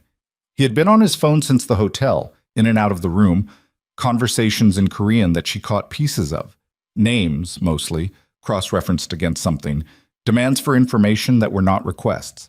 She had let him work. She recognized work when she saw it. His name is Ryu Tae-suk, Do-hyun said. He's been with my organization for 7 years, logistics coordinator. He had access to the building surveillance system through his administrative credentials. A pause. He also had access to a significant portion of our financial routing documentation. Had. He's in custody. My custody. She noted the distinction and its implications and moved past it. How long has he been feeding information to Volkov? Based on what we've pulled from his communications, 4 months. 4 months. She did the math. That predates my arrival. He was feeding them information about your operation generally. Yes, and when your name appeared in materials crossing my desk, he flagged it to them. Do-hyun's voice was flat and controlled, and under the control was something she recognized as the specific cold fury of a man who had been betrayed by someone he trusted with proximity. They knew you were coming to Seoul before you landed. Kamari sat with that. My investigation wasn't compromised by my association with you, she said slowly. I was already compromised. They were already watching. Yes. The first threatening message, the one yesterday, was triggered by your meeting with Yoon. They have a source in his office as well. He paused. The second message was triggered by your presence in my building, but they would have found another trigger. They were escalating regardless. She looked at the wrong temperature coffee. What does Ryu tell you about Volkov's operational intent? Volkov doesn't make idle threats. Do-hyun said it like a fact about weather. The messages are procedural for him. He documents that he gave warning before escalating. He'll have a timeline. How long? The pattern in his previous operations, Lagos 2019, Budapest 2021, is 48 hours between first warning and action. He met her eyes. The first message came yesterday at 14:17. She did the arithmetic. That's tomorrow afternoon. Yes. The room was very quiet. Somewhere in the building, something mechanical cycled on and then off. Jabari's breathing was audible through the thin wall. Slow, even. The breathing of a child who had packed what he needed for one night and gone to sleep with the adaptability of someone raised by a woman who did not show fear. I'm not going to stop the investigation, Kamari said. I know. That's not stubbornness. If I stop, the financial trail goes cold. Volkov's people move the money. Sungan dissolves. Everything I've built in 3 weeks disappears, and 4,000 people. She stopped. I'm not stopping. I know, he said again. So what I need from you... She pressed her hands flat on the table and looked at him directly. What I need is everything, not managed information, not things you're verifying, everything you know about Volkov's location, his people, his operation in Seoul, all of it, right now. Do-hyun looked at her for a moment, then he started talking. He talked for 40 minutes. She took notes on her phone, not because she was going to use his information directly, but because she needed to understand the shape of what she was inside. Volkov had 12 men in Seoul operating out of a logistics facility in Namdaemun that was nominally a freight forwarding company. He had a second location, a residential property in Mapo, that served as accommodation and planning space. His financial operations in Seoul were managed through 3 contact points, 2 of whom she had already identified in her Sungan research without knowing their affiliation. She was closer than she had understood. She was also more exposed than she had understood. There's something else, Do-hyun said. She looked up from her notes. His face had changed. Not the compressed fury face, not the controlled professional face. Something else. Something she had not seen before. Something that was closer to the face he'd made in the airport when he first saw Jabari. That brief, devastating unguardedness before the composure reassembled. Ryu gave them more than surveillance footage and schedule information. He paused. A pause with weight in it. He gave them the financial documentation that crosses my desk, including, 3 weeks ago, before you arrived, I had a report prepared, an internal assessment of the Meridian Network's Seoul operations, their vulnerabilities, their financial pressure points. He held her gaze. I had it prepared because I was already planning to help you, before the airport, before I knew you were coming.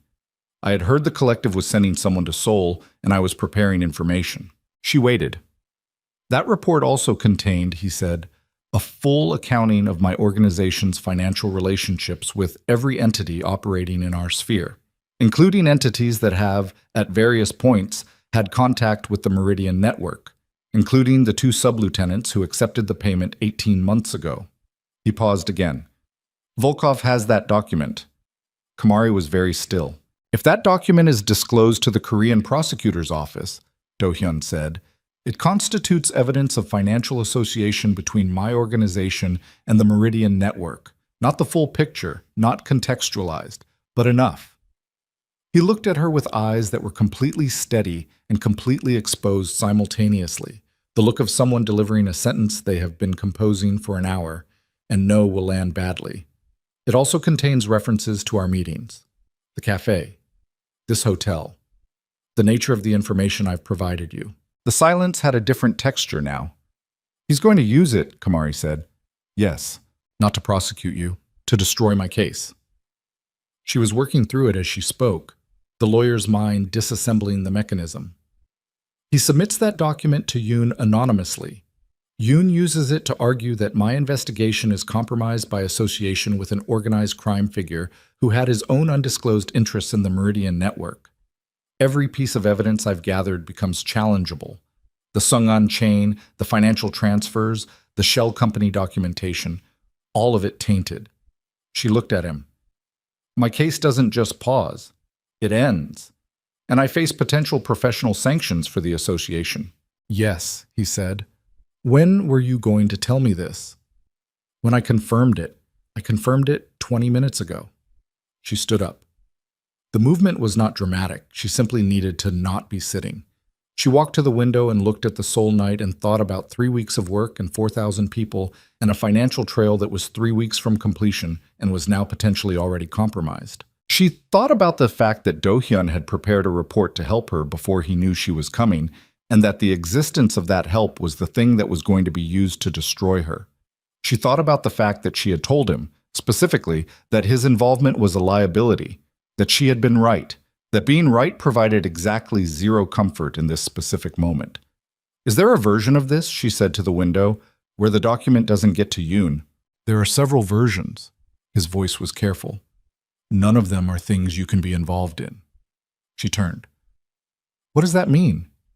It means there are ways I can ensure the document doesn't reach the prosecutor's office that involve methods you cannot sanction, endorse, or know the details of.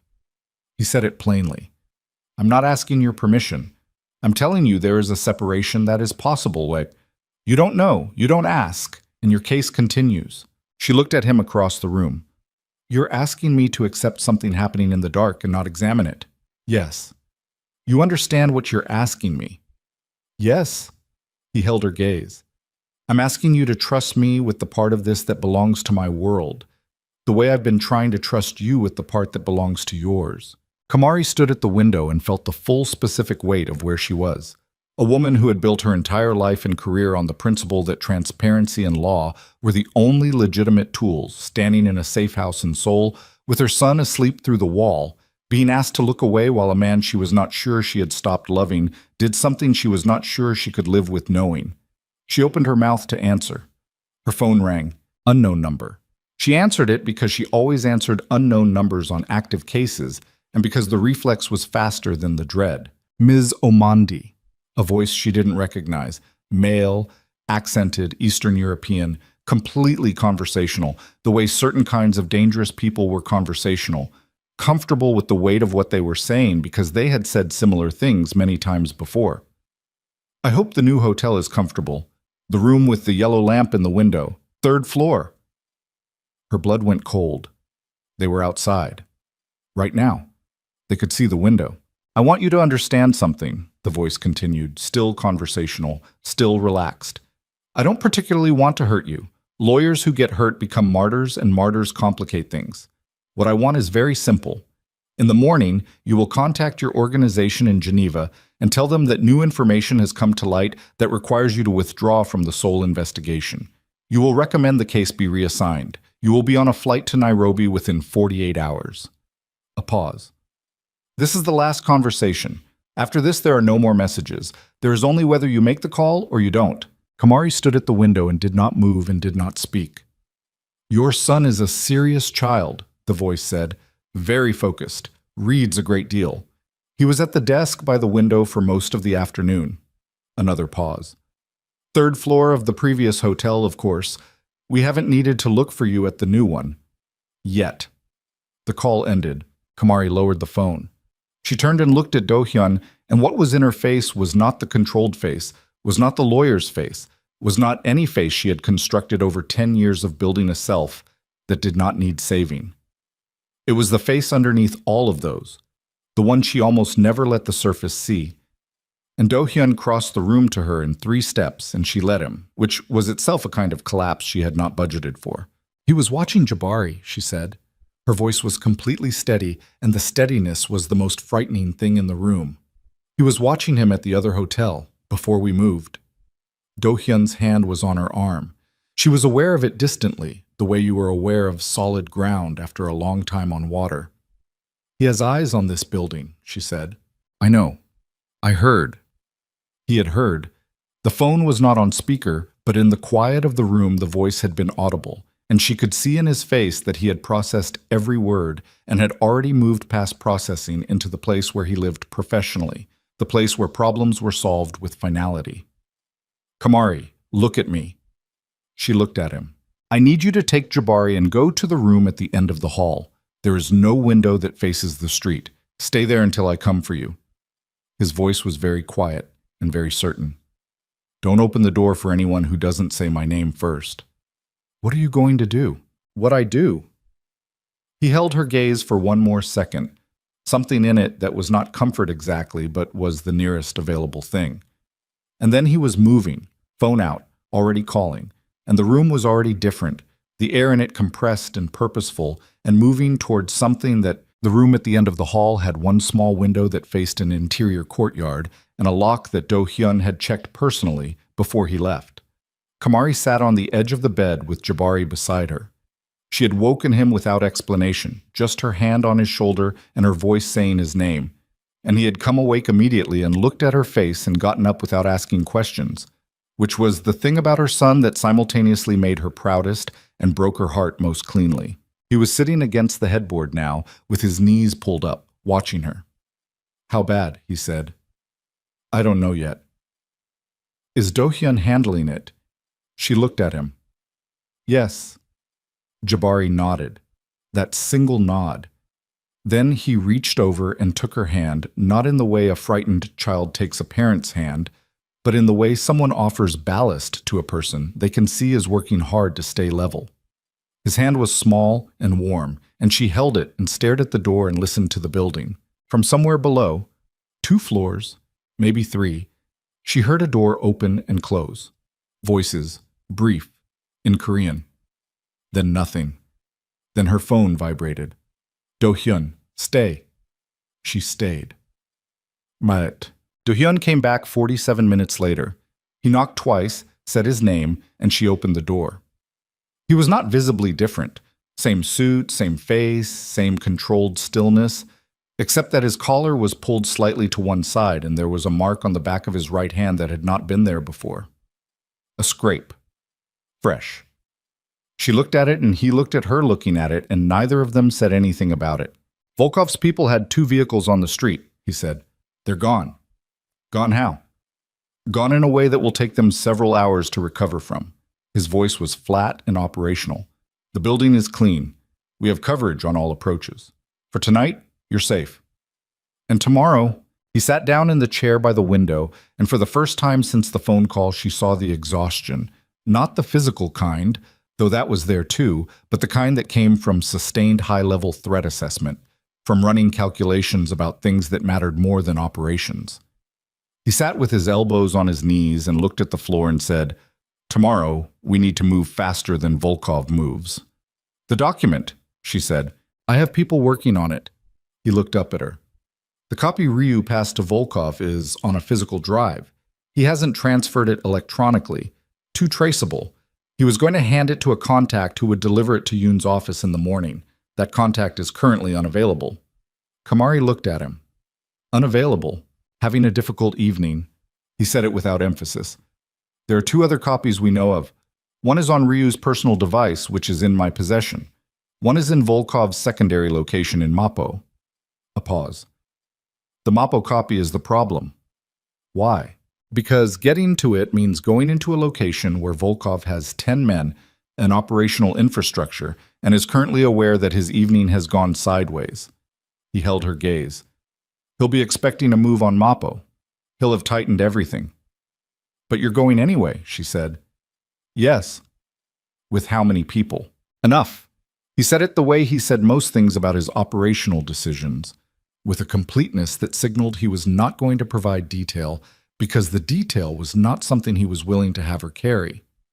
Jabari had fallen asleep again, sideways across the headboard, with the adaptability of a child who had learned that sleep was a resource to be claimed when available. Kamari watched his breathing for a moment and then looked back at Do-hyun. Come back, she said. It was not a request exactly. It was not a command. It was something between the two. The thing you said to someone when you had not yet resolved what they meant to you, but you knew with absolute certainty that their absence would be a specific and unacceptable kind of damage.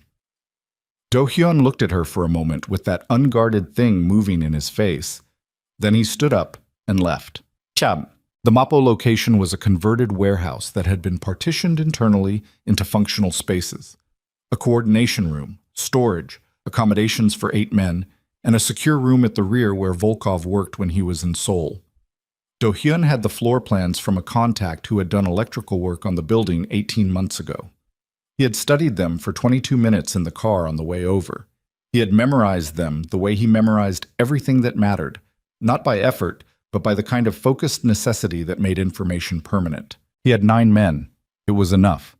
It was going to have to be enough. They went in through the loading dock at the rear, which was the approach Volkov would expect least because it was the most structurally exposed.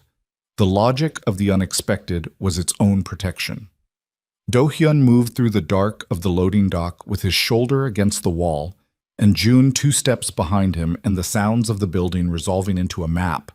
Footsteps on the floor above, a television somewhere, a door opening and closing in a rhythm that told him where the patrol route was and how long the intervals were. The first 2 men were in the stairwell. They were dealt with quickly and quietly, the way Do-hyun's people handled these situations, not with unnecessary violence, but with the specific efficiency of men who had done this enough times to remove the hesitation that made it messy. Do-hyun stepped over the second man and kept moving. The coordination room was on the 2nd floor. 3 men, 2 laptops.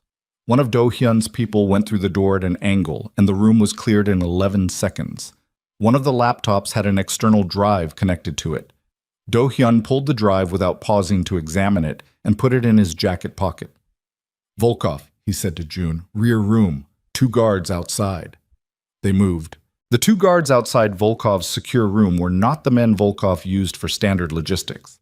They were the kind of men who ended up in this specific professional position because they had been selected for size, speed, and a particular relationship with pain that ran in the direction of inflicting it rather than experiencing it. Do-hyun registered this in the half-second before contact and adjusted his angle accordingly. The fight in the corridor lasted 40 seconds and was not clean. Do-hyun took a hit to the left side that was going to leave something significant under his shirt by morning. He felt the impact without fully processing it, the way you felt things in motion that you only understood at rest, and gave back worse than he received, which was the only arithmetic that mattered in corridors like this one. He came through the secure room door with his shoulder and his momentum, and Volkov was standing. The Russian was exactly what the photograph had suggested. Broad, flat-faced, the physical architecture of someone who had been in rooms like this one many times and had developed a relationship with them that was professional rather than frightened. He had a weapon in his hand, but Do-hyun had closed the distance fast enough that the weapon was a liability rather than an advantage, and he had it away from Volkov in 2 movements that cost him another hit, this one to the jaw, hard enough that his vision whitened for a half-second at the edges. He put Volkov against the wall with his forearm across the man's throat and his weight behind it and breathed through the white at the edges of his vision until the white receded. Volkov looked at him with the professional calm of someone who had been in this position before and was calculating rather than panicking. His throat worked against Do-hyun's forearm. His hands were at his sides. Not reaching, not submitting, just waiting. "The document," Do-hyun said. His voice was level. His side was screaming. "Every copy, every transfer, every contact you've shared it with." "You got the drive," Volkov said. His Korean was accented but functional. "You think there's only one. I think you're going to tell me about the others. And if I don't?" Do-hyun looked at him. Volkov was reading his face the way experienced men in dangerous positions read faces, looking for the line, the place where the threat became performance, the calculation of how far this actually went. He found the line and what was on the other side of it, and something in his professional calm shifted register by a fraction. "There are 2 other copies," Volkov said. "One with my lawyer in Moscow, encrypted, on a remote server, accessible only to him and only if he doesn't receive a specific message from me every 72 hours. He paused. "You understand what that means?" Do-hyun understood what it meant. It meant the document was not retrievable. It meant Volkov had built a dead man's switch. It meant that the copy in Moscow existed in a place Do Hyun could not reach without creating an international situation that would collapse everything faster than the document itself. He kept his forearm across Volkov's throat and thought. "And the second," he said, "already transmitted." A pause. Volkov's flat eyes watching him. "1 hour ago, before your people hit the street. It's in a draft folder in an email account that my contact in Yoon's office will access tomorrow morning." A slight shift in the professional calm, not a smile exactly, but the expression of someone who has played a move they are confident about. "You can take the drive. It changes nothing." Do Hyun stood with his forearm across Volkov's throat in a room in Mapo at 3 in the morning and understood that the operation had solved part of the problem and left the other part exactly where it was. The document was going to Yoon. Kamari's case was going to be challenged. Whatever happened next was going to happen in daylight, in offices, in the institutional architecture of a legal system that he could influence at the margins but could not control. And the only person who could navigate that architecture was Kamari. And Kamari had been placed in this position because of him. He removed his forearm from Volkov's throat and stepped back. Volkov straightened, looked at him. "You're not going to—" "If Jabari Omandi or Kamari Omandi is touched," Do Hyun said, "in any way, by any person connected to your organization or acting on your instruction, the conversation we're having right now will be the most comfortable experience of the rest of your time in Seoul." He said it without heat. That's not a threat. It's a logistical fact. Are we clear? Volkov looked at him for a moment. Then, "The woman should stop her investigation. The woman will make her own decisions." Do Hyun picked up the external drive from the floor where it had fallen during the fight. "Your people on the street tonight. Make sure they understand the same thing I just told you." He walked out of the room. In the corridor, June fell into step beside him, and they moved back through the building and out through the loading dock into the Seoul night, and Do Hyun walked with his side on fire, and his jaw aching and the drive in his pocket, and the particular weight of a man who has resolved one problem only to find the real problem was never the one he'd been solving. He was back at the safe house by 4:15. He had changed his shirt. June had anticipated this with the practicality of someone who had been anticipating Do Hyun's needs in these situations for 6 years. But the movement of changing had told him the left side was cracked, possibly, or bruised deeply enough to behave like cracked, and he was managing it with the same dissociation he applied to most physical damage. Acknowledge, file, continue. Kamari was in the main room. She had not slept. She was at the table with her laptop open and her legal pad beside it, and she looked up when he came through the door and read him the way she had been reading him for 3 weeks. Quickly, accurately, with the particular attention of someone who had learned his tells against her own intention. Her eyes went to the line of his jaw. The shirt. The way he was holding his left side without obviously holding it. "Sit down," she said. "I'm fine." "Sit down, Do Hyun." He sat. She went to the bathroom and came back with a towel and the first aid kit that was standard equipment in every space his people maintained, and she sat across from him and looked at his jaw and then said, "Take off your shirt." "Kamari, I am not doing this as anything other than practical assessment. Take off your shirt." He did. The bruising on his left side was the color of a storm front, deep purple already spreading toward black at the center, covering the lower 3 ribs. She looked at it without expression, pressed 2 fingers gently at the edge of it, and he controlled his reaction to that with the effort it deserved. "Breathe normally," she said. He breathed normally, or as normally as the situation permitted. "Not cracked," she said, "deeply bruised. You need ice, and you need to not do anything requiring core stability for 48 hours. She sat back, which I understand is probably optimistic given current circumstances. "The drive is clean," he said. 2 other copies, one in Moscow, dead man's switch, inaccessible. One already transmitted to a contact in Yoon's office, accessible in the morning. She was quiet while he told her the rest of it. She didn't interrupt. She made 2 notes on her legal pad, which meant she was already building the response architecture. He watched her face move through the information, processing, discarding, reconstructing, with the particular quality of attention that a person brought to a problem they had decided they were going to solve regardless of what the solution cost them. Yoon's office gets the document in the morning, she said. Yes. And the document links my investigation to your organization. Yes. But the document also contains, she said slowly, your own detailed financial analysis of the Meridian network, including their pressure points, including the 2 payments your sub-lieutenants accepted 18 months ago, and the fact that you terminated that relationship and returned the money. She looked at him. If the document goes to Yoon, it exposes me, but it also exposes them, the network's full Seoul financial structure, corroborated by your internal analysis. She paused. That's not only a problem. That's also evidence. Do-hyun looked at her. If I can get to Yoon before his contact delivers the document, she said, if I can present the document to him myself, not as something being used against me, but as something I'm submitting as part of my case, it changes the frame entirely. I'm not the subject of the disclosure. I'm the source of it. She was moving through the logic quickly now, the lawyer's mind finding the angles. The association between my investigation and your organization becomes documented cooperation rather than undisclosed compromise. It's still complicated. It's still going to draw scrutiny, but it doesn't end the case. It reframes it. You'd be walking into Yoon's office and handing him documentation that includes my name, Do-hyun said. Yes. Voluntarily. Yes. He looked at her. That exposes me to prosecution. It exposes certain financial activities to scrutiny, she said carefully. The terminated payment, the knowledge of network operations. It's complicated, Do-hyun. I won't pretend it isn't, but it's less damaging than Volkov's framing, and it's the truth. A documented version of the truth. She held his gaze. I told you I needed you to use your power to help rather than harm. This is what that looks like. It doesn't look comfortable. The room was very still.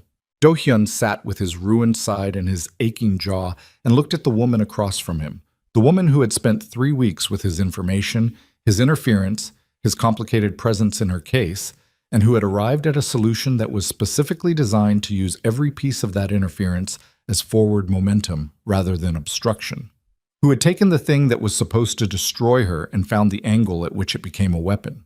You'd need to be at Yoon's office before 8, he said. Yes. His contact delivers at 8:30, based on what you told me about their communication pattern. Then I need to be there at 7:45. He was quiet for a moment.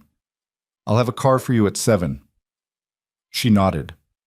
Then she looked at him, at the bruising, at the jaw, at the controlled exhaustion, and said, You need to sleep. You need to sleep. Her voice was not soft. It was the voice of someone who had made a decision and was delivering its terms. 2 hours. The chair.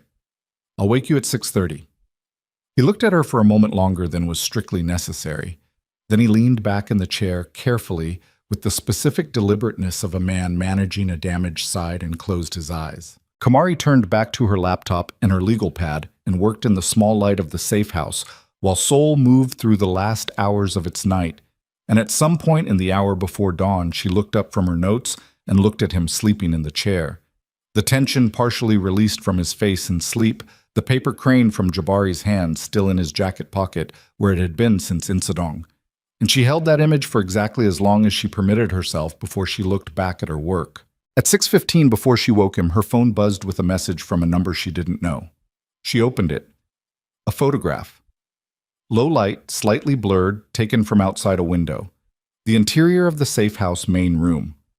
Do-hyun in the chair, her at the table. Taken within the last 2 hours. And beneath the photograph, 4 words. Last chance. The boy. She was still staring at it when Jabari's door opened. He stood in the doorway in his socks and his sleep-wrinkled shirt, blinking, and then he focused on her face and said, Mom. And then from somewhere below the building, barely audibles, the sound from below the building was a door, a service entrance, metal, the kind that rang when it opened fast against its frame. Then footsteps, multiple, moving with purpose, not the measured pace of building staff. Do-hyun was awake before Kamari could reach him, not startled awake, present awake, the kind of waking that bypassed grogginess entirely, because somewhere in his nervous system, the architecture of alertness never fully powered down. He was on his feet in one movement, his hand already at the phone in his pocket. and he read Kamari's face and then the phone in her hand, and she turned the screen toward him. The photograph. The 4 words. He looked at it for exactly 2 seconds. Then he crossed to Jabari in the doorway, crouched down, and said, "I need you to do exactly what I say, right now." Jabari looked at him with clear eyes and said, "Okay." Bathroom. Lock the door. Don't open it until your mother's voice. Jabari looked at his mother. She nodded once. He went, without running, without panic, with the particular focused calm of a child who had understood for several days that the situation had real weight and had been waiting to be given something useful to do with that understanding. The bathroom door closed and the lock turned. Do-hyun straightened and was already calling June when the stairwell door at the end of the hall opened. 2 men. Not Volkov's standard logistics personnel. These were the other kind, the kind that got selected for specific purposes. The first one was inside the hall before Do-hyun had the phone to his ear, and the second was 3 steps behind him, and the distance between them and the safe house room was 15 feet in closing. Do-hyun moved toward them. Not away.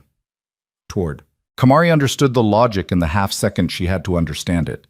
The room was behind him, the bathroom was behind her, Jabari was behind the bathroom door, and every foot of distance Do-hyun could create between the threat and that door was a foot that mattered. She stepped back against the bathroom door and braced her feet and became what she needed to be, which was the last thing standing between her son and anyone who reached her. The fight in the hallway was brutal and fast, and not the kind of thing that had choreography.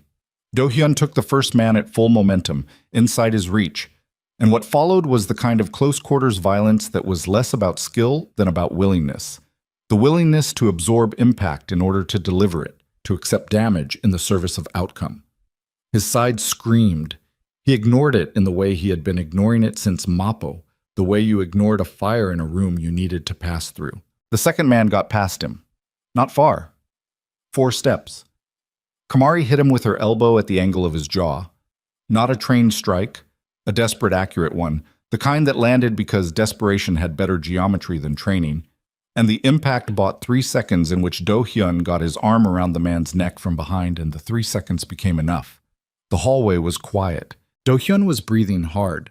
His left side had moved from screaming to something past screaming, something that had become a sustained white frequency he was operating behind. He stood in the hallway and looked at Kamari, and she looked at him. And they were both breathing, and the morning light was starting at the end of the corridor, and neither of them said anything for a moment. "Mom," Jabari's voice calm through the bathroom door. "Is it done?" Kamari leaned her forehead against the door for 1 second. 1 second only. Then she straightened. "Yes, baby. Come out." The lock turned. June arrived 7 minutes later with 2 additional men and the information that Volkov had moved his remaining Seoul personnel in the last hour, consolidating, pulling back to the freight facility in Namdaemun. Do-hyun listened to this and made 3 decisions in the time it took to listen. First, Kamari and Jabari were moving again now to a location that had not been used for anything connected to this situation. Second, the freight facility needed to be addressed before Yoon's office opened. Third, he was going to do the second thing himself because the alternative was sending men into a situation he hadn't scouted on the strength of information that was 6 hours old, and that was the kind of arithmetic that produced the wrong answer. He told Kamari the first decision. She looked at him, and then at Jabari, and then back at him. "And you," she said. "I have something to finish." Do-hyun, Kamari. He said her name the way he had said it in Nairobi, 10 years ago, the handful of times he had used it as its own complete sentence. "I need you to be at Yoon's office at 7:45, with the document, everything we discussed." He held her eyes. "Can you do that?" She looked at him for a long moment, at the jaw, the side he was holding with one arm now, without attempting to conceal it, the controlled exhaustion that was past the point of control, and said, "You have to come back." "I know." "That's not a preference. That's a condition." Something moved through his face. "I understand the terms," he said.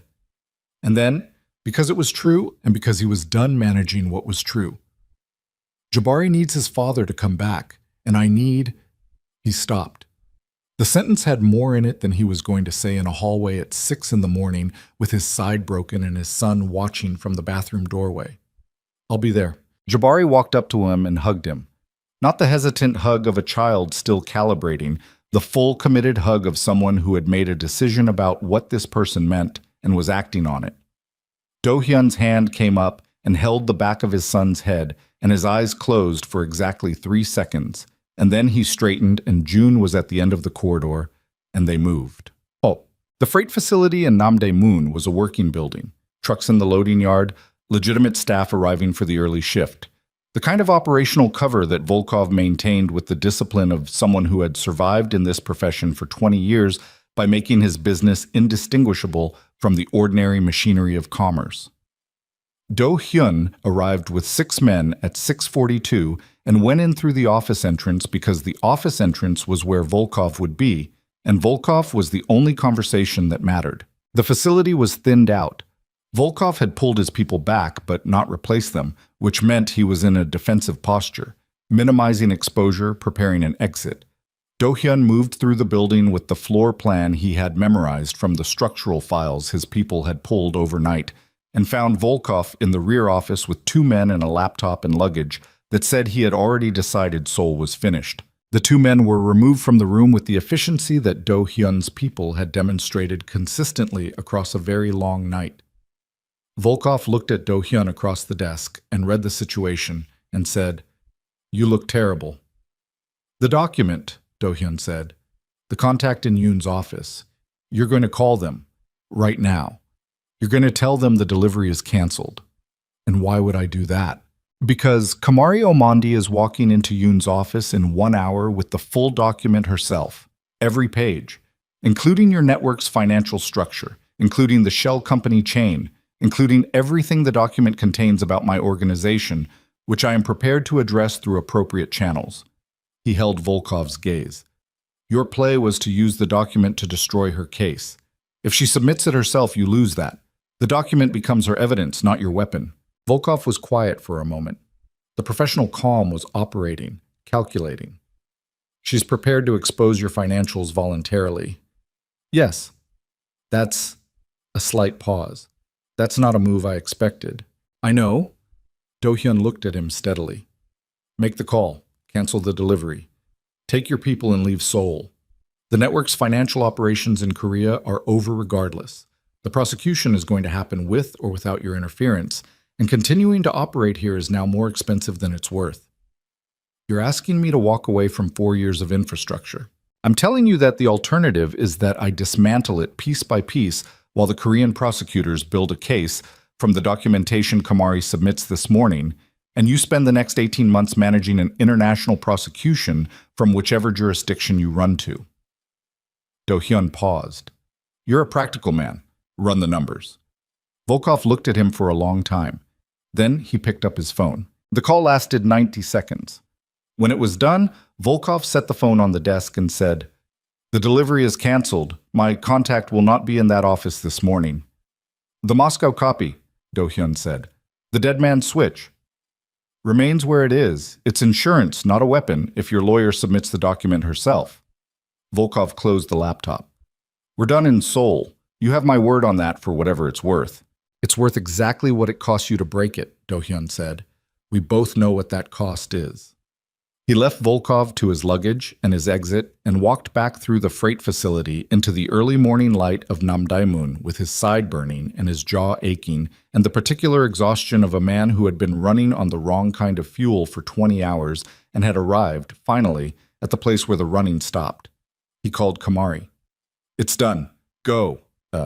Prosecutor Yoon arrived at his office at 7:50 and found Kamari Omandi already in the waiting area with a document folder and an expression that said she had been there long enough to have formed opinions about the quality of the institutional coffee. His assistant looked apologetic. Yoon looked at Kamari and read what was in her face and said, "Come in." She put the folder on his desk. "This is the complete version of the document your office was going to receive this morning from an anonymous source," she said. "I'm submitting it myself. Voluntarily. With full disclosure of every contact and information source it references." She sat down across from him without being invited to. "The financial chain connecting Sung'an Logistics to the Meridian network is complete and documented. The shell company structure is mapped. The laundering mechanism is here. She opened the folder and placed 3 pages in front of him. This is sufficient for prosecution under financial crime statutes. The trafficking evidence, properly handled, is sufficient for additional charges. Yoon looked at the pages. He looked at her. The references to Park Do-hyun's organization are fully disclosed, contextualized, and documented. His organization's contact with the Meridian Network consisted of 2 unauthorized payments made by sub-lieutenants, subsequently terminated and returned upon his knowledge. His organization has cooperated with my investigation by providing financial intelligence that has been independently verified through legitimate sources. She held Yoon's gaze. I am aware of how that association looks. I am asking you to read what it actually was.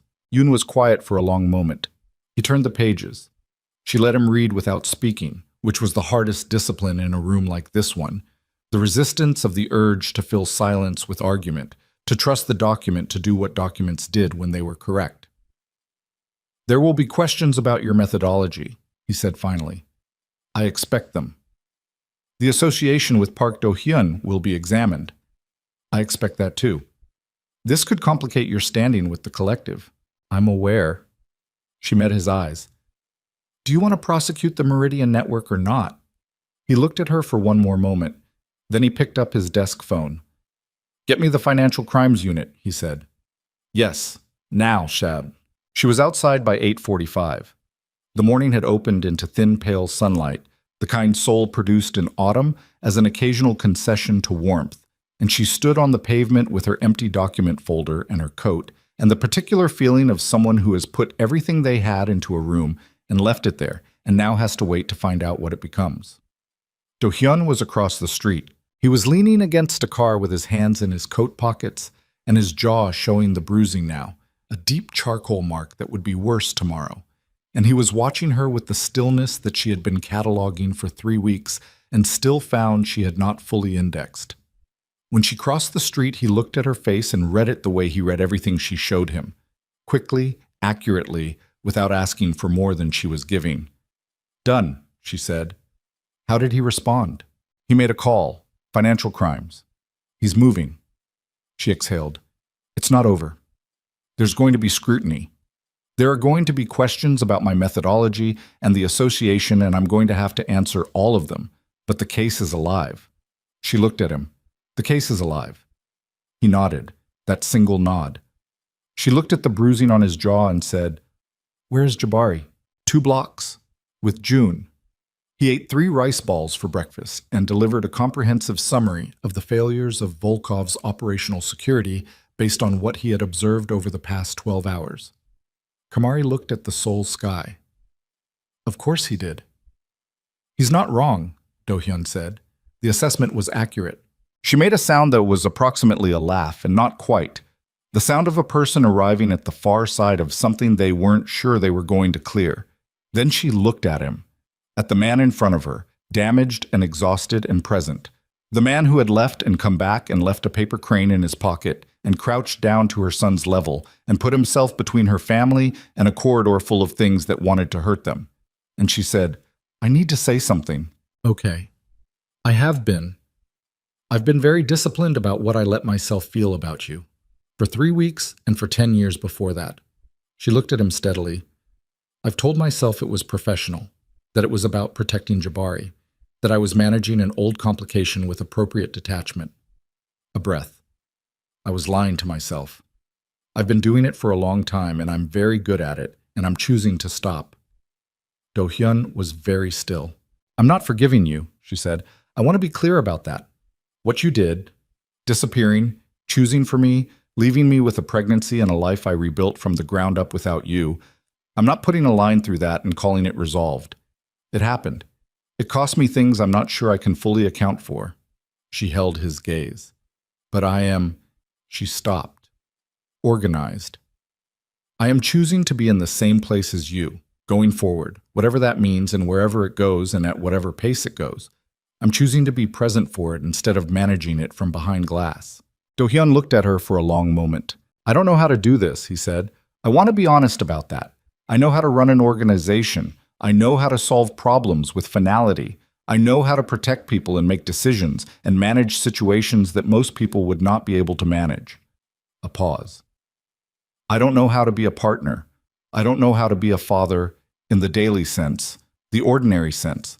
I've been learning in 3-week increments, and I understand that's not sufficient. I know, she said. I'm going to make mistakes. I know that too. I'm going to be... What I am is not going to change entirely. I can change the way I use it. I have been changing the way I use it, but the infrastructure doesn't disappear. I know what you are, she said. I've known for 3 weeks. I submitted a document this morning that documented it to a Korean prosecutor. I am not under any illusions. She looked at him. I'm also not going to pretend that what you did last night was nothing, that what you've been doing for 3 weeks is nothing. Jabari has a father who knows how he stands and how he thinks and how he worries. That's not nothing, Do-hyun. That is not nothing. He looked at her, and the unguarded thing was in his face fully now. No composition over it. No professional stillness managing it. The face of someone who had been carrying a weight for 10 years and had just been told that the ground could hold it. He reached into his jacket pocket and produced, slightly battered from the night but intact, the paper crane that Jabari had made in the shop in Insadong. He held it out to her. She took it and looked at it. I carried it through Mapo, he said, through the freight facility. He stopped. I wanted something that was his when it was... He stopped again. She looked at the small, imperfect crane in her palm and then up at him, and then, because she was done with the glass and done with the management and done with the disciplined distance, she stepped forward and put her arms around him carefully, minding his side, and he stood very still for one moment in the way of someone who had not been held without strategy for a very long time, and then his arms came around her and they stood on the pavement in the thin Seoul autumn sunlight, and she felt him exhale, a long, deep exhale, the kind that had been waiting for years for the right place to land. Yeah. Jabari came around the corner with June 2 steps behind him, assessed the situation in front of him with the clear eyes of a child who had known this was coming, and said, "Finally." Kamari laughed against Do-hyun's shoulder, a real laugh, the kind she hadn't produced in several days. She stepped back and looked at her son. "I have opinions about the timeline," Jabari said, walking toward them. "But I'm choosing not to share them right now because contextual awareness is important." "I appreciate that," Do-hyun said.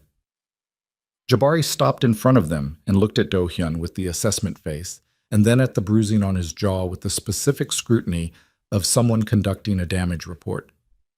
"Does it hurt?" "Yes." "Does it hurt more than you're saying?" A pause. "Yes." Jabari nodded, satisfied with the honesty. "You should eat something. You look like you've been awake for 30 hours. 28. "That's worse, not better." He turned to Kamari. "Can we get breakfast? I've been thinking about the place with the egg toast for 3 days." Kamari looked at her son, her 9-year-old son who had spent a night in a safe house bathroom and emerged to critique a man's physical condition and advocate for egg toast, and felt the specific particular love that had no adequate language, the love that was also terror and also exhaustion and also the deepest available form of gratitude, all of it at once, all of it always. "Yes," she said. "We can get breakfast." They left Seoul on a Thursday morning, 11 days later than scheduled. The delay was the prosecutors. The financial crimes unit had moved faster than anyone expected. The Sungon chain had collapsed inward like a building whose supports had been removed cleanly, and 4 arrests had been made in the first week, 2 more in the second.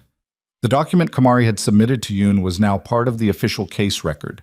The questions about methodology had been asked and answered, and the association with Do-hyun's organization had been examined and documented and classified as a disclosed cooperation rather than an undisclosed conflict of interest, which was exactly the framing she had walked into Yoon's office to establish. It had cost her something.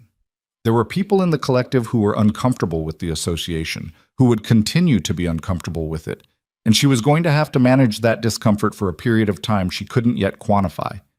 That was the price of the side door. She had known it when she opened it. She paid it without complaint because 4,000 people was still the number, and the number still required consequence. And the consequence was now moving through the legal system of the Republic of Korea with the particular unstoppable momentum of documented financial evidence in the hands of prosecutors who had decided to use it. The trafficking network's sole operations were over. Volkov was gone. Belgrade, according to Do Hyun's intelligence, and facing separate legal pressure from European authorities who had been building their own case for longer than Kamari, had been in Seoul.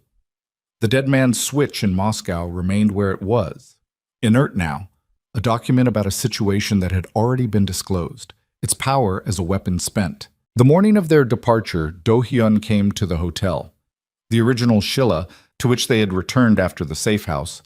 The disruption absorbed by Jabari as another entry in the catalog of interesting experiences, and he sat at the edge of Jabari's bed while Jabari packed with the meticulous organization of a child who categorized his belongings by frequency of use, and he did not say much. He handed Jabari things that needed to be packed.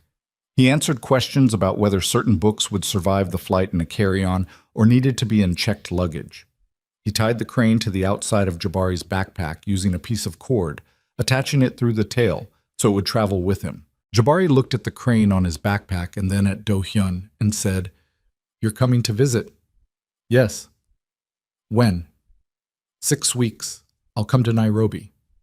Jabari considered this timeline with the seriousness it deserved. "That's acceptable," he said. "There are things I want to show you." "I know." Do Hyun looked at his son. "I want to see all of them." Jabari returned to packing with the decisiveness of someone who has received adequate information and is now processing it into plans. Do Hyun stood and went into the main room where Kamari was doing the final pass for forgotten items, the specific spatial check of a traveler who has done this enough times to have developed a protocol for it. She found a notebook under the bed that Jabari had missed and set it on top of his bag without comment. Then she straightened and looked at Do Hyun. 6 weeks, she said. 6 weeks. And after that? And after that, we figure out what after that looks like. He held her gaze. 1 day at a time. No promises I can't keep. No disappearing. He paused. I don't know what the shape of this is going to be, but I know I'm not going to make the same choice I made in Nairobi. I'm done making that choice. She looked at him for a long moment. Then she walked to him and put her hand on his face, carefully, on the undamaged side, and looked at him the way she hadn't let herself look at him in 10 years, without the glass, without the management, with the full weight of what was true. I know who you are, she said. I'm not asking you to be different. I'm asking you to be present. There's a difference. I know the difference, he said. Prove it, she said, 6 weeks at a time. He put his hand over hers. They stood like that in the hotel room in Seoul, while Jabari zipped his bag in the next room and the city moved through its Thursday morning outside the window. And it was not a resolution exactly. It was more honest than a resolution, which was that they were two people who had found each other again in the wreckage of choices that could not be undone, and were choosing, with full knowledge of the cost, to stand in the same place and see what could be built from what remained. The flight left at noon. Jabari had the window seat and spent the first hour watching Seoul diminish below the clouds with the focused attention of someone committing it to memory, and then he opened his book and read for 2 hours with the concentration of a child who could be entirely elsewhere when the material was sufficient. Kamari sat beside him with her case notes and her legal pad and did not work. She looked out the window at the cloud cover over the yellow sea and thought about the shape of what was ahead, the scrutiny, the ongoing case, the 6 weeks, the conversation that was still being built sentence by sentence between a woman who had learned to do everything alone and a man who was learning, in the specific stiff way of someone who had never practiced it, that presence was a different skill from protection. She thought about what Jabari had said at the hotel desk in the first week. He worries about things the same way I do. She thought about the paper crane tied to a small backpack in the overhead compartment, traveling from Seoul to Nairobi, made by her son's hands in a paper shop in Insadong on a Sunday afternoon that had been ordinary in the way that certain ordinary things turned out to contain the whole weight of what mattered. She thought about 10 years and the arithmetic of choices and what it meant to choose not to close the account. Jabari looked up from his book. Are you working? No. He looked at her assessment face, the one she recognized now because it was also Do Hyun's face, the face of someone cataloging and deciding. Then he said, good, and went back to his book. She looked out the window. Below the clouds, far below, the sea moved in its own continuous arithmetic, indifferent and vast, patient as it had always been, carrying the weight of everything that passed over it without record or remainder. She let out a breath she had been holding for what felt like 3 weeks and possibly 10 years. Outside, the light was clear, and the altitude was enough that you could see where the sky began to curve, barely, at the very edge of what the eye could reach, that far threshold where distance became something else entirely. Not an ending, but a change in kind, the place where the visible world folded into what came next. She turned back to her son. He was reading, entirely absorbed, the crane swaying almost imperceptibly in the overhead compartment above them with the movement of the aircraft, and she watched him read and thought, "This is what remains." After the violence and the choices and the paper trails and the corridors and the things that cost more than you budgeted for and the things you thought you had closed and found instead that you had only set aside, this is what remains. A boy reading a book at 30,000 feet. A man 6 weeks away learning to practice presence. A case moving through a foreign legal system towards something that was not justice exactly. Justice was too clean a word for the outcomes available in a world this complicated, but was consequence, which was the nearest approximation and would have to be enough. She opened her legal pad. Not to work. To write one line, which she wrote in the margin, in the handwriting she used for things she intended to keep. The price was real. The remainder is real. Both are true. She capped her pen. Jabari turned a page. The plane carried them south toward the continent where she had been born and where her son had grown up, and where, in 6 weeks, a man with a paper crane in his jacket pocket would land for the first time and stand in an unfamiliar city and begin the long, unglamorous daily work of being present. It was not the story she had planned. It was considerably more expensive than the story she had planned. It had cost her sleep and professional standing and the carefully maintained certainty that she did not need anyone to stand between her and the things that wanted to reach her. What it had given her was harder to name, not safety. She was not naive enough to call it safety. Not resolution. She had submitted too many documents to too many offices to believe in clean endings. What it had given her was the specific texture of a life that was being lived rather than managed, with all the damage and all the weight that living rather than managing required. She looked at her son's profile in the window light. She thought, enough. She thought, yes. She thought this.